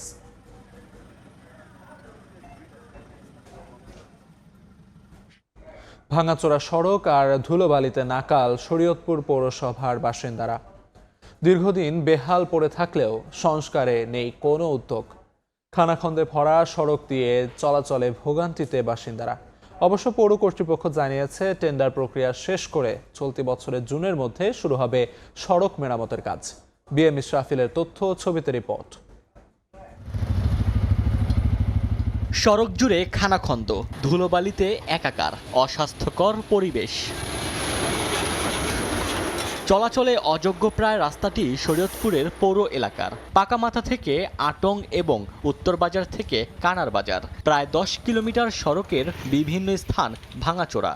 হেলে দুলে চলে যানবাহন, দুর্ভোগ পোহাতে হয় স্কুল কলেজগামী শিক্ষার্থীদের। মৃত্যু ঝুঁকিতে পড়েন হাসপাতালমুখী গুরুতর রোগীরা। স্থানীয়দের অভিযোগ, বছরের পর বছর এমন বেহাল অবস্থায় থাকলেও দেখার নেই কেউ। রোডের অবস্থা এরকম, কেউ যদি রাস্তা দিয়ে চলাফেরা করে মনে হয় তার জ্বর এসে যায়। নৌকা যেমন নদীর মধ্যে ঢেউ খায়, গাড়ি ঠিক ওরকমই। কয় পোলাহান বাচ্চা কাচ্চারা না পারে স্কুলে যাইতে, প্রতিদিন মনে করেন হাসপাতাল পোলাহান লইয়া দূরেইতে হয়। দোকানের ভিতরে আমরা থাকতে পারি না, বসতে পারি না, শ্বাসকষ্ট হয়ে যায়। বাসা দেওয়া ভাত খেতে হলে ভাতের ভিতরে দেখি মনে করেন লাল, মনে করেন এইডের কণা, এই বালু সালু, মনে করেন ভাত মুখে দিতে পারি না। অবশ্য পৌর কর্তৃপক্ষ শোনালো আশ্বাসের বাণী, জানায় টেন্ডার প্রক্রিয়া শেষ করে জুনের মধ্যে শুরু হবে সড়ক মেরামতের কাজ। জানুয়ারির মধ্যে কন্ট্রাক্ট হবে এবং 30 জুনের মধ্যে দুটা কাজই সমাপ্ত হবে বলে আমি আশা করছি। 1985 সালে গঠিত হয় শরীয়তপুর পৌরসভা। 2005 সালে প্রথম শ্রেণীতে উন্নীত করা হয়। সময় সংবাদ, শরীয়তপুর। লক্ষ্মীপুরে সড়ক সংস্কারে অনিয়মের অভিযোগে বিক্ষোভ করেছেন এলাকাবাসী। বৃহস্পতিবার সকাল থেকে দুপুর পর্যন্ত ঢাকা লক্ষ্মীপুর মহাসড়কের বটতলী অবরোধ করেন তারা। এ সময় তারা বটতলী দত্তপাড়া সড়কের 4.5 কিলোমিটার সড়ক সংস্কারের নামে হরি লুটের অভিযোগ করেন। পাশাপাশি সড়কটি পুনরায় সংস্কারেরও দাবি জানান আন্দোলনকারীরা। অবরোধের কারণে লক্ষ্মীপুর ও চৌমোহনীগামী সড়কে তীব্র যানজট সৃষ্টি হয়।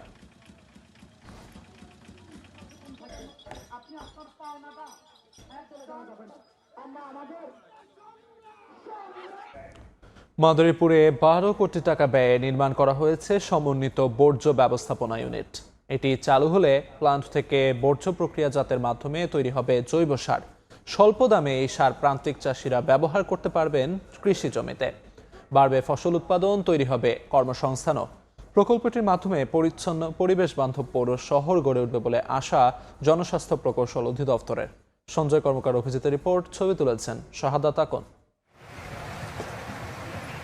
মাদারীপুরের শিবচর পৌরসভার চর শ্যামাইল ও শ্যামাইল মৌজায় 2.68 একর জমিতে 2023 সালে নির্মাণ শুরু হয় বর্জ্য ব্যবস্থাপনা ইউনিট। প্রায় 12 কোটি টাকা ব্যয়ে কাজটি নির্মাণ শুরু করে টার্ন নামে একটি ঠিকাদারি প্রতিষ্ঠান। নির্মাণ কাজ শেষও হয়েছে, এখন শুধু উদ্বোধনের অপেক্ষায়। শিবচর পৌরসভার বাসাবাড়ি থেকে প্রতিদিন ময়লা আবর্জনা সংগ্রহ করে এই ইউনিটের মাধ্যমে প্রক্রিয়াজাত করে উৎপাদন হবে জৈব সার, যা স্বল্প দামে এখান থেকে কিনে জমিতে ব্যবহার করলে ফসল উৎপাদন বাড়ার আশা প্রান্তিক চাষিদের। এতে প্রতি বছর সাশ্রয় হবে কোটি কোটি টাকা, আর এটি চালু হলে তৈরি হবে কর্মসংস্থান, বলছেন স্থানীয়রা। এটা যদি বাস্তবায়িত হয় তাহলে এখান থেকে যে উৎপাদিত জৈব সার, সেটা বাংলাদেশের কৃষিতে কিছুটা হলে উপকার আসবে। জৈব সারটা আমরা অল্প দামে পাবো। জৈব সারটা যদি আমরা খেতে দেই তাহলে আমরা ফসলটা ভালো পাবো। বায়ু দূষণ রোধ ও পরিবেশ বান্ধব পৌর শহর গড়ে তুলতেই এই প্রকল্প ব্যাপক ভূমিকা রাখবে বলে জানান ঠিকাদারি প্রতিষ্ঠানের প্রতিনিধি ও কর্তৃপক্ষ। রাসায়নিক সার জমির ক্ষতি করে, কিন্তু জৈব সারটা জমির জন্য জমি উর্বর করে, যার কারণে হচ্ছে আমাদের এই প্রজেক্টটা হাতে নেওয়া এবং এলাকার মানুষের বেশ কিছু মানুষের এখানে কর্মসংস্থানের সৃষ্টি হবে, এলাকার মানুষ উপকৃত হবে। এই উদ্দেশ্য হচ্ছে প্রজেক্টটা হাতে নেওয়া। উপজেলার নিরাপদ পানি ও স্যানিটেশন ব্যবস্থা সম্প্রসারণ ও উন্নয়ন প্রকল্পটিতে নিজেদের অর্থায়নে 2 বছর জৈব সার উৎপাদন করবে ঠিকাদারি প্রতিষ্ঠান। এরপর থেকে সরকারিভাবে তৈরি হবে জৈব সার। এটি জেলার প্রথম সমন্বিত বজ্র ব্যবস্থাপনা ইউনিট। আধুনিক শিবচর পৌরসভা গড়ার লক্ষ্যে 2026 সালে এটি চালুর কথা বলছে জনস্বাস্থ্য প্রকৌশল অধিদপ্তর। সঞ্জয় কর্মকার, অভিজিৎ, সময় সংবাদ, মাদারীপুর। সিলেট ও সুনামগঞ্জ সীমান্তে চোরাচালানের সময় বিপুল পরিমাণ অবৈধ মালামাল জব্দ করা হয়েছে। বিজিবি জানায় 7 ও 8 জানুয়ারি বাংলাবাজার, দমদমিয়া, বিছানাকান্দি, প্রতাপপুর সহ আশপাশের এলাকায় আলাদা অভিযান চালানো হয়। এ সময় ভারতীয় গরু, মহিষ, শাড়ি, কসমেটিক্স ও মদ জব্দ করা হয়।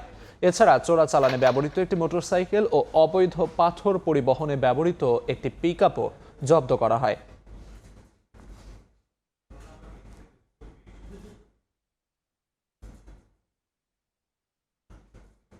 চট্টগ্রামে বাংলাদেশ পেট্রোলিয়াম কর্পোরেশনের সঞ্চালন লাইন থেকে তেল চুরির অভিযোগে একজনকে আটক করা হয়েছে।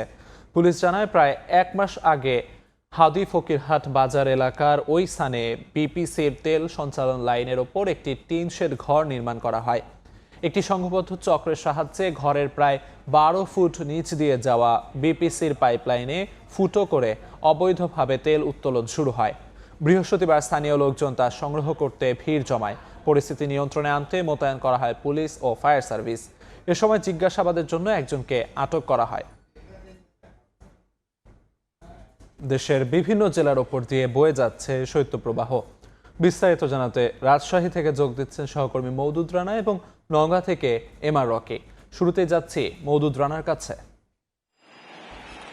রাজশাহীতে টানা কয়েকদিন ধরেই শৈত্যপ্রবাহ প্রবাহিত হচ্ছে এবং মাঝারি এবং মৃদু শৈত্যপ্রবাহে জনজীবন স্থবির হয়ে পড়েছে।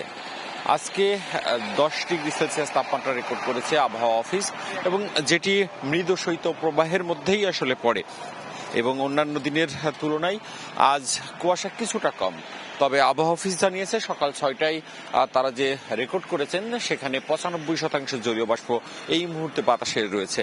অন্যদিকে আবহাওয়া অফিস যেটি বলেছেন যে আজকে কিছুটা বাতাস রয়েছে এবং উত্তরের হিমেল হাওয়ার কারণে যে কনকনে ঠান্ডা সেটি অনুভূত হচ্ছে।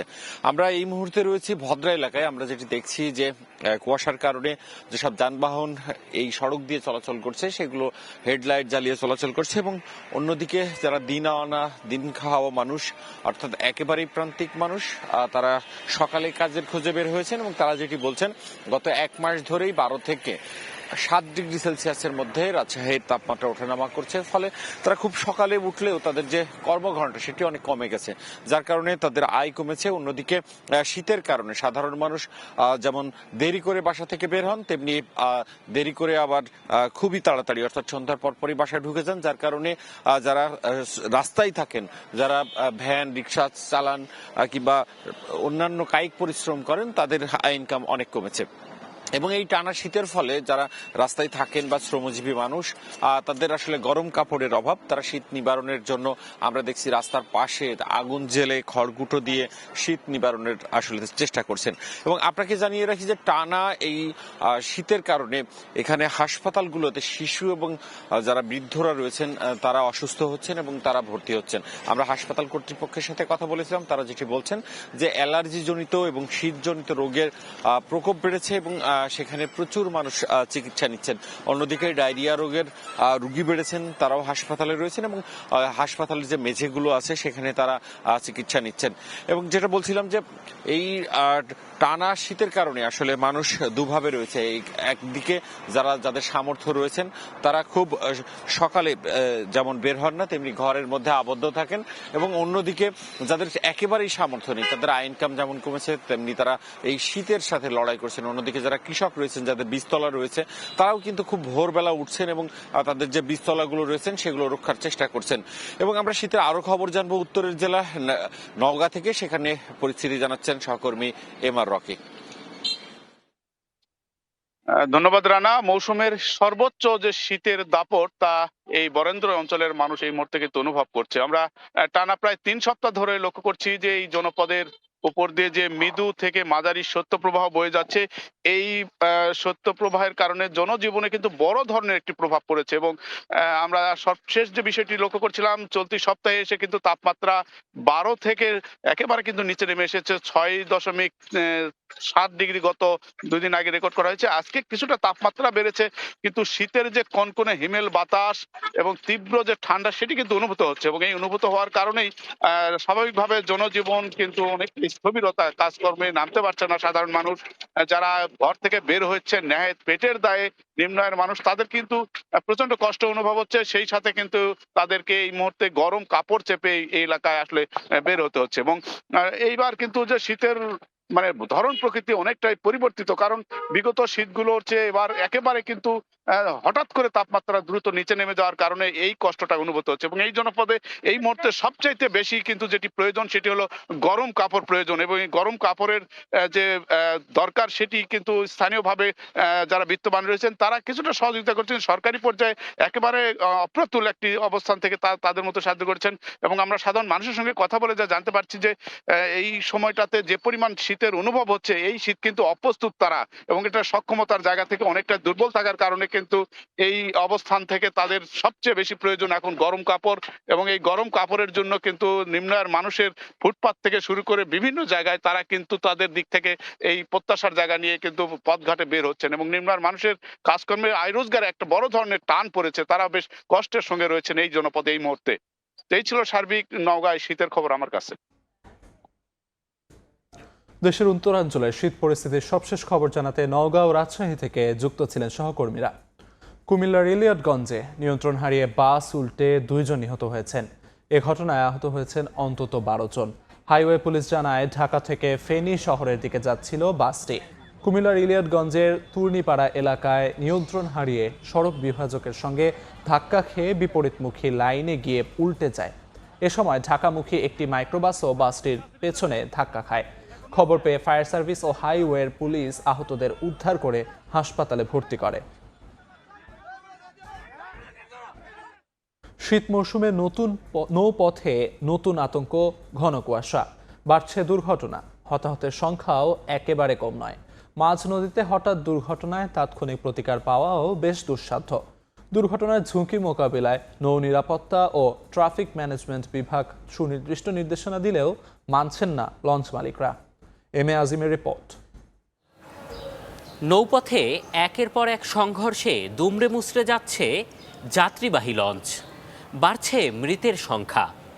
নিরাপদ আর আরামদায়ক পরিবহনটি দিন দিন হয়ে পড়ছে ঝুঁকিপূর্ণ। কিন্তু কেন? সে প্রশ্নেরই উত্তর খোঁজার চেষ্টা করব আমরা।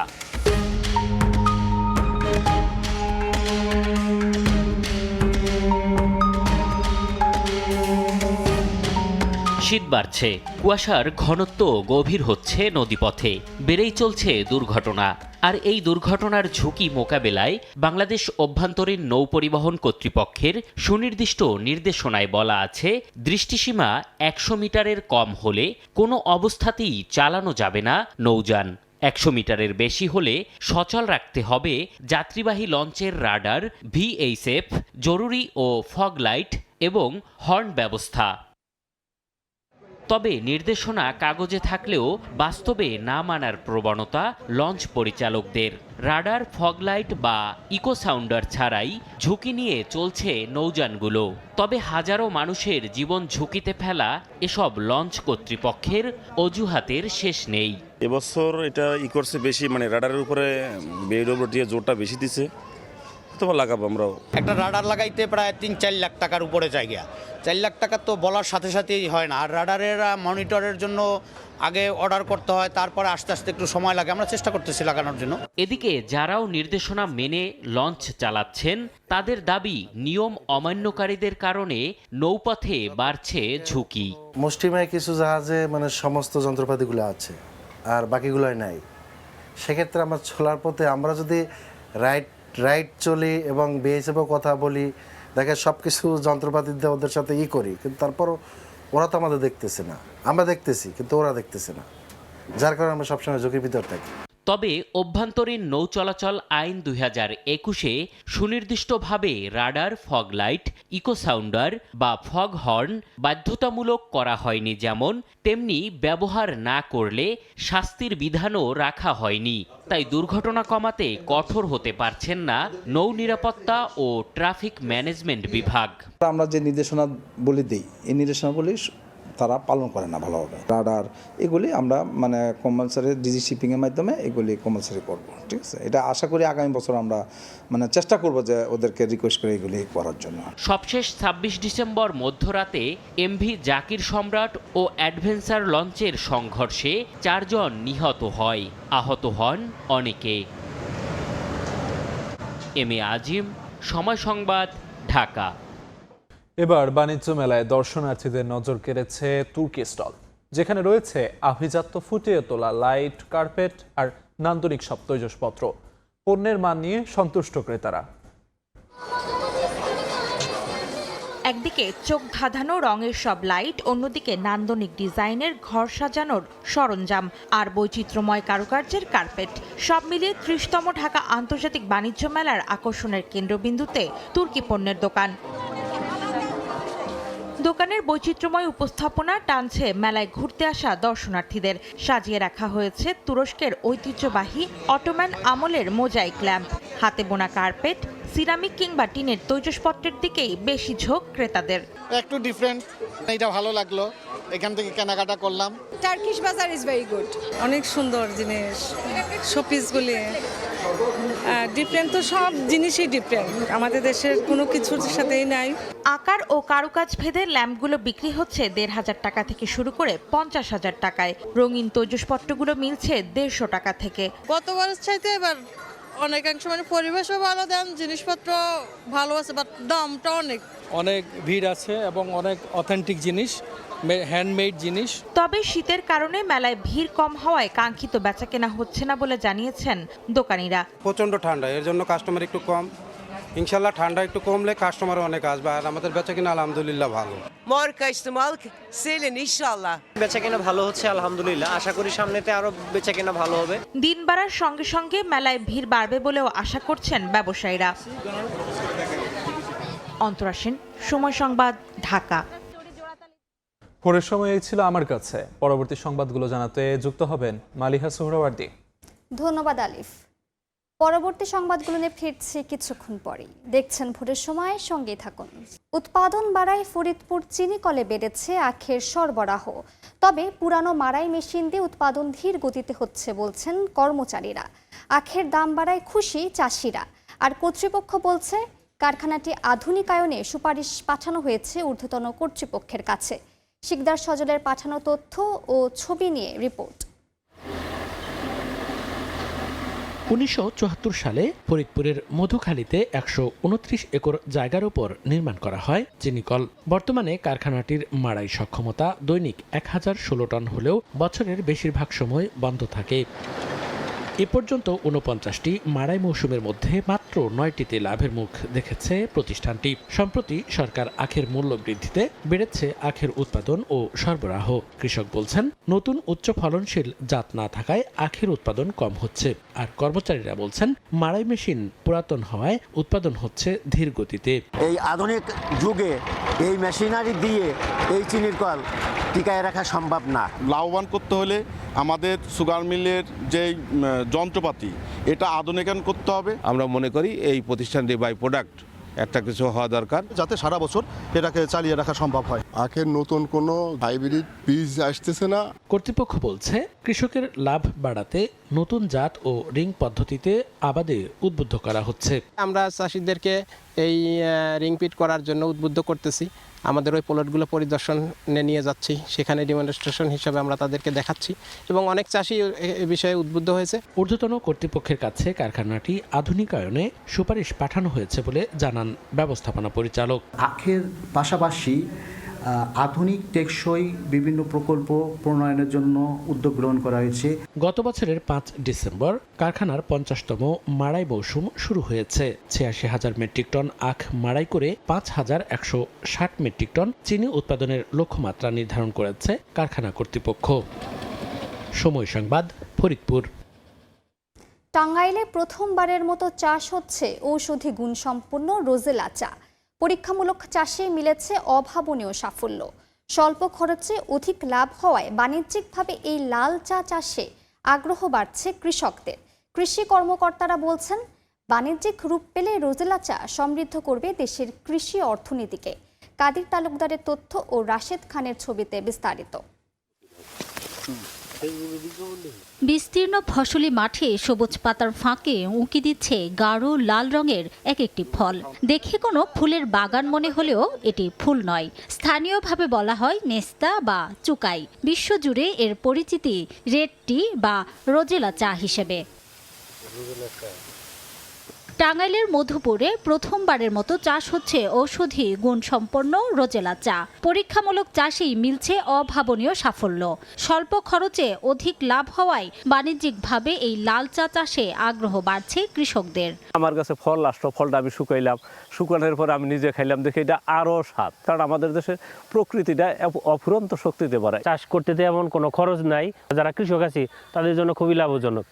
তো আমি ইনশাল্লাহ চাষ করব। বিদেশেও এই চা রপ্তানির যোগ্য, সেই জন্য আমি আগ্রহ করে আমরা এই রোজেলা চারা চাষ করতে আগ্রহী। সুস্বাদু টক মিষ্টি স্বাদের এই চা দ্রুতই জনপ্রিয়তা পাচ্ছে চা প্রেমীদের মাঝে। তারা সেরম চা মানে বলে মোটামুটি ছুটি ছুটি লাগে, বলে মজা লাগতেছে, চারা সুন্দর লাগতেছে, এরকম চা অন্তরি খাই নাই। কৃষি কর্মকর্তারা বলছেন বাণিজ্যিক রূপ পেলে রোজেলা চা সমৃদ্ধ করবে দেশের কৃষি অর্থনীতিকে। ফুল এবং বৃতি দুটাই শুকিয়ে এটাকে চা হিসেবে ব্যবহার করা যায়। আমরা এটা সহজে কিন্তু বাইরে এক্সপোর্ট করতে পারি, যেহেতু বাইরে এটার খুব ভালো চাহিদা আছে এবং এর মাধ্যমে কিন্তু আমরা অনেক বৈদেশিক মুদ্রা অর্জন করতে পারি। সহজ চাষ পদ্ধতি, খরচ কম আর সহজেই ফল শুকিয়ে বানানো হয় রোজেলা চা। বাজারের চাহিদাও রয়েছে ব্যাপক। সময় সংবাদ, টাঙ্গাইল।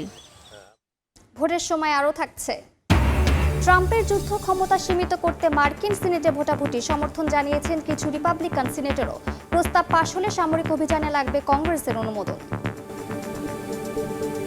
মুন্সিগঞ্জে সবজির হাট, শীতের তাজা সবজিতে ভরপুর। সরবরাহ বেড়ে যাওয়ায় কমেছে দাম। বিস্তারিত জানাতে যোগ দিচ্ছেন রিপোর্টার নাসির উদ্দিন উজ্জ্বল। সরাসরি যাচ্ছি তার কাছে। পৌষের হাড় কাঁপানো শীতে কিন্তু কৃষক জমি থেকে যে সরাসরি সবজি তুলে এনেছেন, সেই সবজির কিন্তু বিশাল পসরা বসেছে মুন্সিগঞ্জের এই প্রধান সড়কে, এবং সড়কের দুপাশ জুড়ে যে আপনারা লক্ষ্য করছেন ফুলকপি, বাঁধাকপি, টমেটো, বেগুন, সিম, নানা রকম সবজিতে কিন্তু ভরে গেছে এবং দাম অনেকটাই সহনীয়। আপনারা দেখছেন যে ফুলকপি এগুলো কিন্তু মাত্র 15 টাকা পিস দরে বিক্রি হচ্ছে, টমেটো বিক্রি হচ্ছে 40 টাকা কেজি দরে, বেগুন বিক্রি হচ্ছে 40 টাকা কেজিতে এবং সিম বিক্রি হচ্ছে 35 টাকা কেজিতে। এই আপনারা দেখছেন ব্রকলি, সেগুলো কিন্তু 15 টাকা দর, এবং বাঁধাকপি যেগুলো সেগুলো বিক্রি হচ্ছে কিন্তু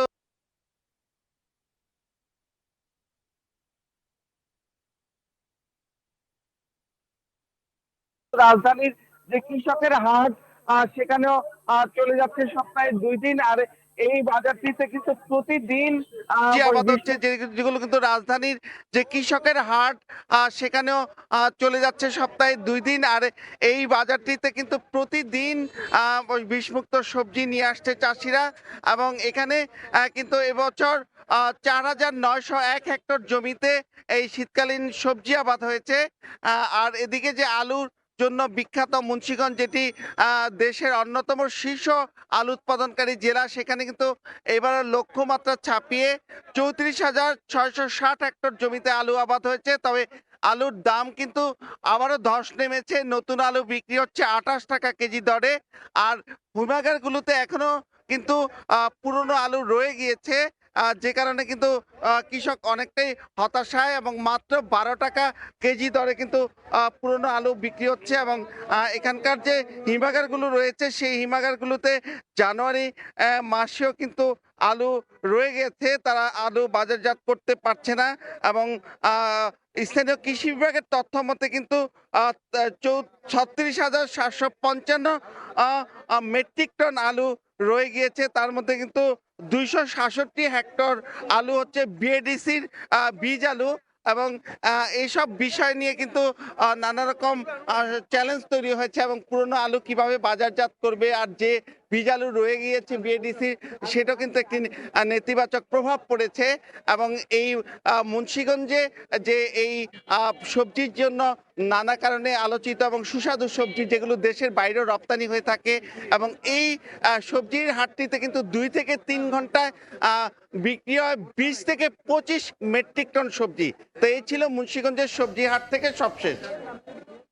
আমরা এতক্ষণ সরাসরি যুক্ত ছিলাম মুন্সিগঞ্জে। দেখছেন ভোরের সময়, সঙ্গেই থাকুন।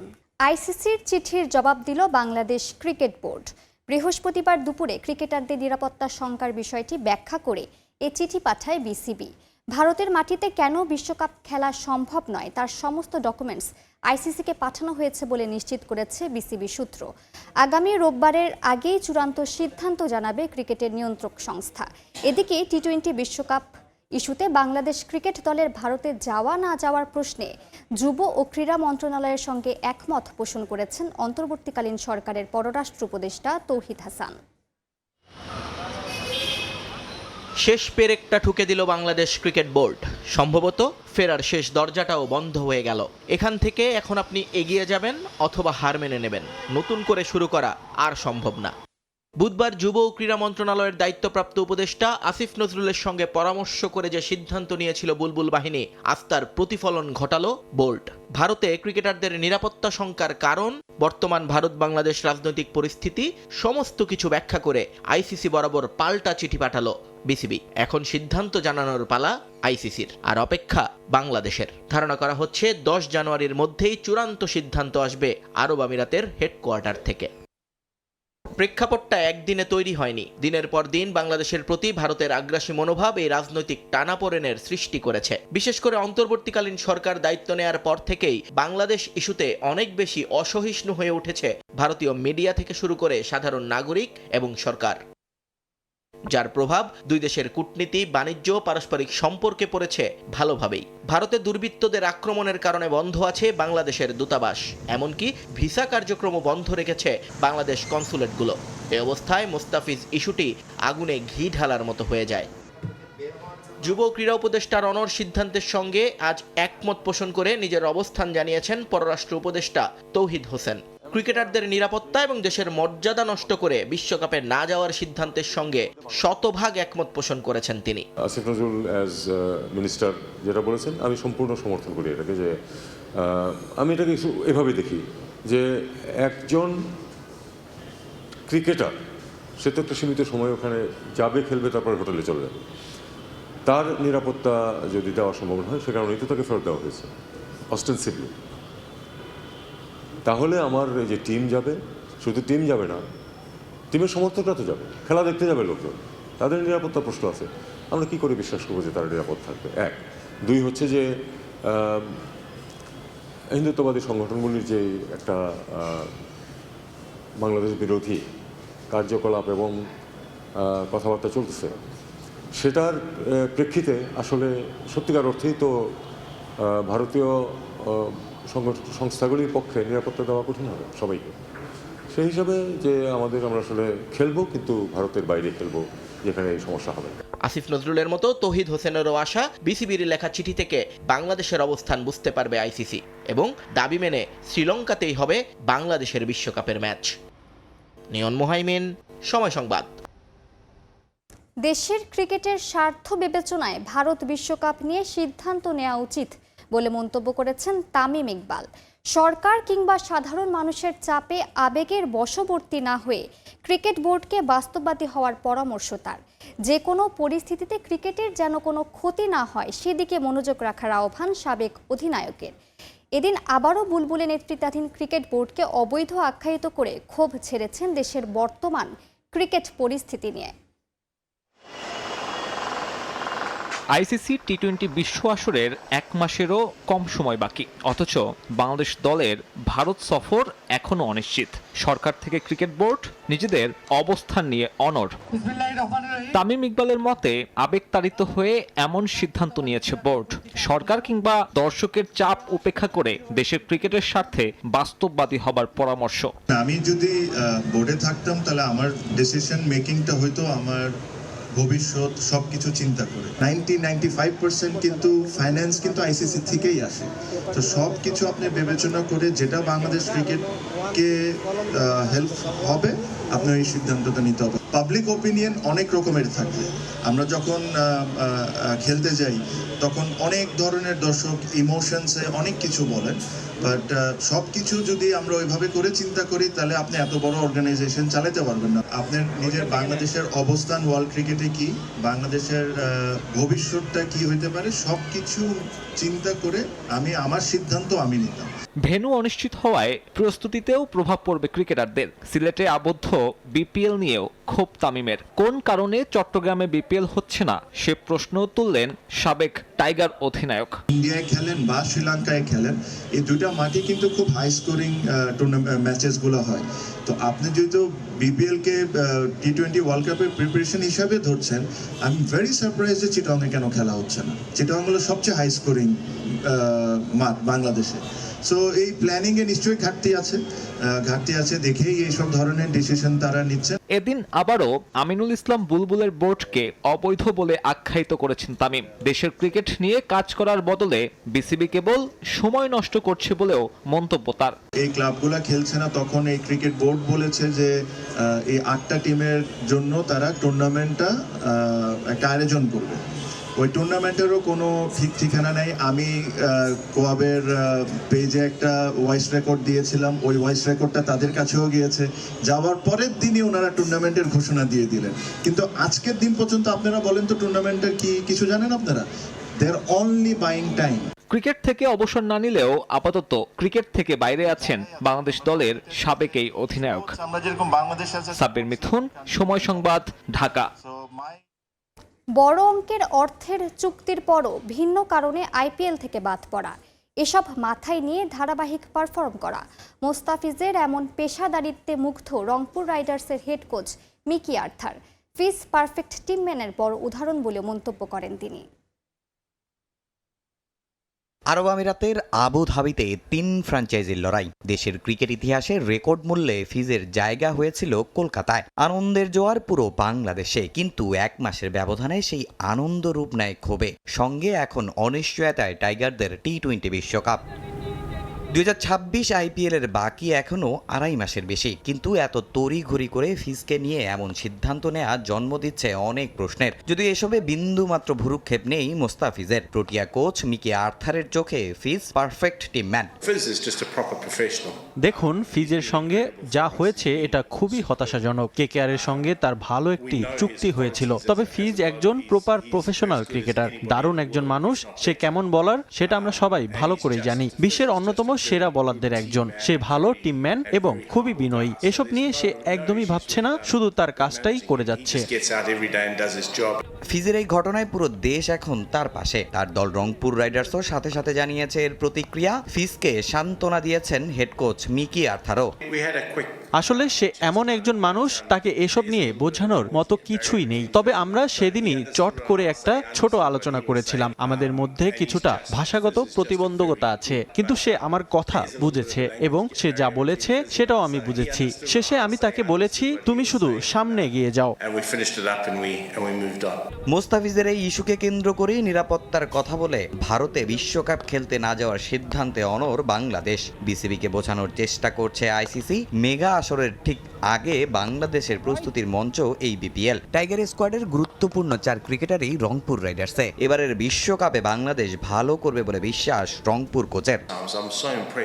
এখানে বেশ কিছু ট্যালেন্ট ক্রিকেটার দেখে আমি সত্যি মুগ্ধ হয়েছি। লিটন ক্যাপ্টেন, তার সম্পর্কে আমি বেশ ভালোই জানি। সে আমাকে প্রতিজ্ঞা করেছে বিপিএল এর পরের 2 ম্যাচ সে জেতাবেই আমাদের। হৃদয়ও চমৎকার ক্রিকেটার, সে মডার্ন ব্যাটসম্যান, বিভিন্ন শট খেলতে পারে এবং ফিজ তো দারুণই। আমি মনে করি বিশ্বকাপে বাংলাদেশ ভালো কিছু করবে। পরিস্থিতি ঠিক থাকলে আগামী 28 জানুয়ারি বিশ্বকাপ মিশনে ভারত যেত বাংলাদেশ। সেখানে খেলার কথা ছিল 2টি প্রস্তুতি ম্যাচ। তবে বিসিবি এখন চেয়ে আছে আইসিসির নিরপেক্ষ সিদ্ধান্তের ওপর। তামিম হোসেন, সময় সংবাদ। ক্রিকেটে রাজনীতি টানা উচিত নয়। ভারত বাংলাদেশ চলমান টানাপোড়েনে মোস্তাফিজুর রহমানের পাশেই আছেন তার রংপুর রাইডার্স সতীর্থ ডেভিড মালান। চলতি আসরে মাহমুদুল্লাহ রিয়াদের পারফরম্যান্সে মুগ্ধ সাবেক ইংলিশ ব্যাটার। এবারের লক্ষ্য বিপিএলের হ্যাট্রিক চ্যাম্পিয়ন হওয়া। 2022-এ ইংল্যান্ডের হয়ে বিশ্বকাপ জিতলেও মালানের এখনও আক্ষেপ রয়ে গেছে ইনজুরির কারণে ফাইনাল খেলতে না পারায়। সিলেট থেকে সাজিদ মুস্তাহিদের রিপোর্ট, ক্যামেরায় ছিলেন নওশাদ আহমেদ চৌধুরী। ডেভিড মালান রংপুর রাইডার্সের হয়ে খেলছেন এবছরও এবং সবশেষ বিপিএলও কিন্তু চ্যাম্পিয়ন হয়েছিলেন। তার সঙ্গে কথা বলবো এবার রংপুরের হয়ে তার কি প্ল্যানিং, একই সঙ্গে বাংলাদেশের বিশ্বকাপের সম্ভাবনা কেমন দেখছেন, ইংল্যান্ডের সাথেও কিন্তু বাংলাদেশের ম্যাচ রয়েছে, সেটা নিয়ে কথা বলবো। David, this is your 6th season if I'm not wrong in BPL. Is it a second home? Yeah, I think I'm close to qualifying for Bangladesh. বাংলাদেশের নাগরিকত্বের জন্য মনে হয় আমি এখন যোগ্য। যদি বাংলাদেশের কোনো বয়স্ক বাঁহাতি ব্যাটার দরকার হয় তাহলে আমি প্রস্তুত। Old left-handed batter, I'm available. ইংল্যান্ডের ক্রিকেটারদের বিপিএলে খুব একটা দেখা যায় না, তবে ডেভিড মালান ব্যতিক্রম। দেশের বাইরে সবচেয়ে বেশি ফ্র্যাঞ্চাইজি ক্রিকেট খেলেছেন বাংলাদেশ প্রিমিয়ার লিগে, যা নিয়ে আলাদা ভালো লাগা কাজ করে এই ইংলিশ ব্যাটারের। এবার খেলছেন রংপুর রাইডার্সের হয়ে। বিপিএলের গেল 2 টুর্নামেন্টের শিরোপা ছুঁয়ে দেখেছেন মালান, এবার লক্ষ্য হ্যাটট্রিক শিরোপা জয়। আমি বিপিএলের শেষ 2 মৌসুমে কুমিল্লা ও বরিশালের হয়ে চ্যাম্পিয়ন হয়েছি। আশা করছি এবারও শিরোপা জিতব। দলের জয়ে অবদান রাখতে চাই। এবার আমাদের স্কোয়াডটাও ভালো। সুপার ওভারের ম্যাচটা ছাড়া আমরা চাপ সামলে ভালো খেলেছি, যদিও সে ম্যাচটাও আমাদের জেতা উচিত ছিল। আশা করছি জাতীয় দলের হয়ে খেলা শেষে বাকিরা ফিরলে আমরা আরও ভালো খেলব। মালানের রংপুর রাইডার্স সতীর্থ মোস্তাফিজ এখন বিশ্ব ক্রিকেটে আলোচনার কেন্দ্রে। ক্রিকেটে রাজনীতিকরণে দেশ বিদেশের অনেক খেলোয়াড়ই দেখিয়েছেন বিরূপ প্রতিক্রিয়া। এমন পরিস্থিতিতে মোস্তাফিজের পাশেই আছেন ডেভিড মালান। বিশ্বে এখন অনেক কিছুই হচ্ছে। আমার মতে খেলাধুলায় কখনোই রাজনীতি আনা উচিত নয়। এটা সংশ্লিষ্ট দল ও খেলোয়াড়দের জন্য খুবই হতাশার। এসব নিয়ে আপনি কিছুই করতে পারবো না। আশা করছি পরিস্থিতি স্বাভাবিক হবে। খেলাটা সবাই ভালোবাসে, ভক্তরা তাদের পছন্দের খেলোয়াড়দের মাঠে দেখতে চায়। আন্তর্জাতিক ক্রিকেট থেকে অবসর নেয়া মাহমুদুল্লাহ রিয়াদ রাইডার্স জার্সিতে এখন পর্যন্ত খেলেছেন ম্যাচ উইনিং বেশ কয়েকটি ইনিংস। ক্যারিয়ারের সায়ান্নে এসেও মাহমুদুল্লাহর নিবেদন দেখে মুগ্ধ ইংলিশ ব্যাটার। প্রশংসা করেছেন মুশফিকুর রহিমেরও। মাহমুদুল্লাহ অসাধারণ খেলোয়াড়। আমি ভাগ্যবান মাহমুদুল্লাহর সঙ্গে বিপিএলে খেলেছি। তার বিপক্ষেও খেলার অনেক স্মৃতি রয়েছে। সে আমার দেখা সেরা প্রতিযোগীদের একজন। ওর মধ্যে সবসময় জয়ের ক্ষুধা কাজ করে। সে কঠোর পরিশ্রমী। সে আর মুশফিক আমার দেখার সবচেয়ে নিবেদিত প্রাণ খেলোয়াড়। তারা ফিটনেস নিয়েও অনেক সচেতন। মাহমুদুল্লাহ এখনো মাঠে যেভাবে খেলছে তা দেখলে মনে হয় বয়স কেবল একটা সংখ্যা। ক্রিকেটে মাহমুদুল্লাহর যে অভিজ্ঞতা, আমার মনে হয় তরুণ খেলোয়াড়দের তার কাছ থেকে অনেক কিছু শেখার আছে। বাংলাদেশ ক্রিকেটও এতে উপকৃত হবে। 2023 ওয়ানডে বিশ্বকাপের পর মালান অবসর নিয়েছেন আন্তর্জাতিক ক্রিকেট থেকে। থ্রি লায়নদের হয়ে টি-20 বিশ্বকাপ জিতলেও এখনো একটা আক্ষেপ কাজ করে মালানের। ইনজুরির কারণে টি-20 বিশ্বকাপের ফাইনালে আমি খেলতে পারিনি। এমন ম্যাচ মিস করাটা খুবই হতাশার, তবে সেই স্কোয়াডের অংশ হতে পারাটাও গর্বের। ইংল্যান্ডের হয়ে বিশ্বকাপ জয়ের স্বপ্ন দেখেছিলাম, আমি খুশি যে সেটা পূরণ হয়েছে। মালান কথা বলেছেন টি-20 বিশ্বকাপে বাংলাদেশ ইংল্যান্ড ম্যাচ নিয়েও। থ্রি লায়নদের জন্য ম্যাচটা যে সহজ হবে না দিয়ে রেখেছেন সে বার্তাও। সাজিদ মুস্তাহিদ, সময় সংবাদ, সিলেট। বিপিএল দিয়ে উত্থান, তাই বাংলাদেশে খেলতে বরাবরই ভালোবাসেন আফগানিস্তানের ওপেনার রহমানুল্লাহ গুরবাজ। ঢাকা ক্যাপিটালসের হয়ে এবার জিততে চান বিপিএল শিরোপা। মাঠে প্রবল প্রতিপক্ষ হলেও লিটন তাসকিনদের সঙ্গে ভালো সম্পর্ক গুরবাজের। আসন্ন টি-20 বিশ্বকাপে আফগান দল নিয়েও বড় স্বপ্ন দেখছেন এই ওপেনার। সিলেট থেকে সাজিদ মুস্তাহিদের আরও একটি report. I can only say Kamuna se Bengali fans. That's it. ভালোবাসি। IPL cricket is in BPL খেলতে বাংলাদেশে এসে বিদেশি ক্রিকেটাররা চেষ্টা করেন টুকটাক বাংলা বলার। রহমানুল্লাহ গুরবাজও ব্যতিক্রম নন। বাংলাদেশ প্রিমিয়ার লিগ বরাবরই এই আফগানের কাছে বিশেষ। বিপিএল নিয়ে এখন সমালোচনা হলেও একসময় এই টুর্নামেন্ট ছিল অনেক ক্রিকেটারের স্বপ্ন। অনেকেই বিপিএলে ভালো করে সুযোগ পেয়েছেন জাতীয় দলে। গুরবাজের গল্পটাও তেমন। বিপিএল আমার খেলা প্রথম ফ্র্যাঞ্চাইজি টুর্নামেন্ট। আমার অভিজ্ঞতা খুব ভালো। এখানকার সমর্থকরা সব সময় আমাকে সাপোর্ট দিয়েছে। আমি বাংলাদেশে খেলতে ভালোবাসি। আমি বিশ্বের যেখানেই খেলি না কেন আমার লক্ষ্য একটাই থাকে, দলের জয়ে অবদান রাখা। আশা করছি এবারের বিপিএলে স্পেশাল কিছু করে দলকে চ্যাম্পিয়ন করতে পারবো। সম্প্রতি বাংলাদেশ আফগানিস্তান দ্বৈরথ পেয়েছে ভিন্ন মাত্রা। দু দলের ক্রিকেটাররা যে লড়াই বেশ উপভোগ করেন। তবে ফ্র্যাঞ্চাইজি ক্রিকেট বদলে দিয়েছে ক্রিকেটারদের সম্পর্ক। আজ প্রতিপক্ষ তো কাল সতীর্থ। তাসকিন লিটনের সঙ্গে গুরবাজের সম্পর্কটাও তেমন। ওয়ানডে অথবা টি-20 ঢাকা এক্সপ্রেসকে নিয়ে 22 গজে অস্বস্তি আছে গুরবাজের। অবশ্য ক্যামেরার সামনে উল্টো প্রশ্ন ছুড়েছেন আফগান ওপেনার। ক্রিকেটের বাইরে কেকেআরের সাবেক সতীর্থ লিটন দাসের সঙ্গেও রহমানুল্লাহ গুরবাজের ভালো বন্ধুত্ব। Taskin is a good bowler, no doubt, but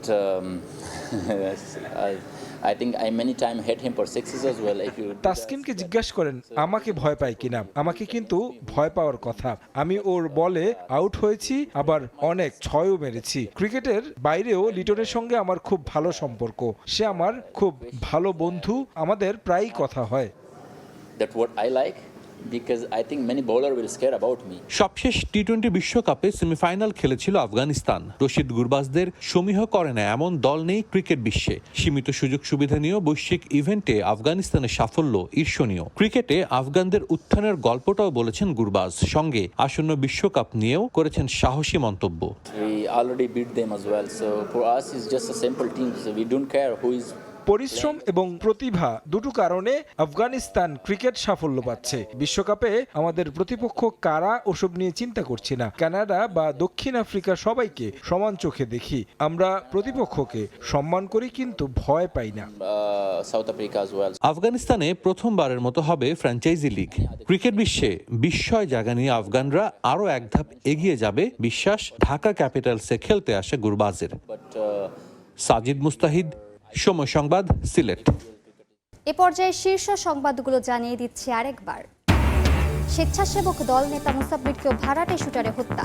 নেপথ্যে চাঁদাবাজি কিংবা রাজনৈতিক শত্রুতা, বলছে পুলিশ। ভোট বানচাল ষড়যন্ত্র সফল হবে না, হুঁশিয়ারি নেতাদের। নির্বাচনী আমেজের মধ্যে উদ্বেগ বাড়াচ্ছে এআই এর অপতথ্য। অপপ্রচারে তৈরি হচ্ছে সহিংসতার আশঙ্কা। সুযোগ নিতে পারে স্বার্থান্বেষী মহল, বলছেন বিশ্লেষকেরা। দেশে পাতানো নির্বাচন হবে না, লেভেল প্লেইং ফিল্ড নিশ্চিত করবে ইসি, জানালেন সিইসি। প্রার্থিতা ফিরে পেতে আপিল শেষ হচ্ছে আজ, কাল শুরু শুনানি চলবে 18 জানুয়ারি পর্যন্ত। যুক্তরাষ্ট্রের ভিসা বন্ড আরোপ দুঃখজনক হলেও অস্বাভাবিক নয়। তালিকা থেকে বের হতে চেষ্টা চালাবে বাংলাদেশ। অবৈধ অভিবাসনের দায় আগের সরকারকে দিলেন পররাষ্ট্র উপদেষ্টা। এবং শীত মৌসুমে নৌপথে আতঙ্ক, ঘন কুয়াশা, বাড়ছে দুর্ঘটনার আশঙ্কা। দৃষ্টিসীমা কমে এলে নৌযান বন্ধ রাখার পরামর্শ। লঞ্চ মালিকদের নির্দেশনা না মানার প্রবণতায় উদ্বেগ।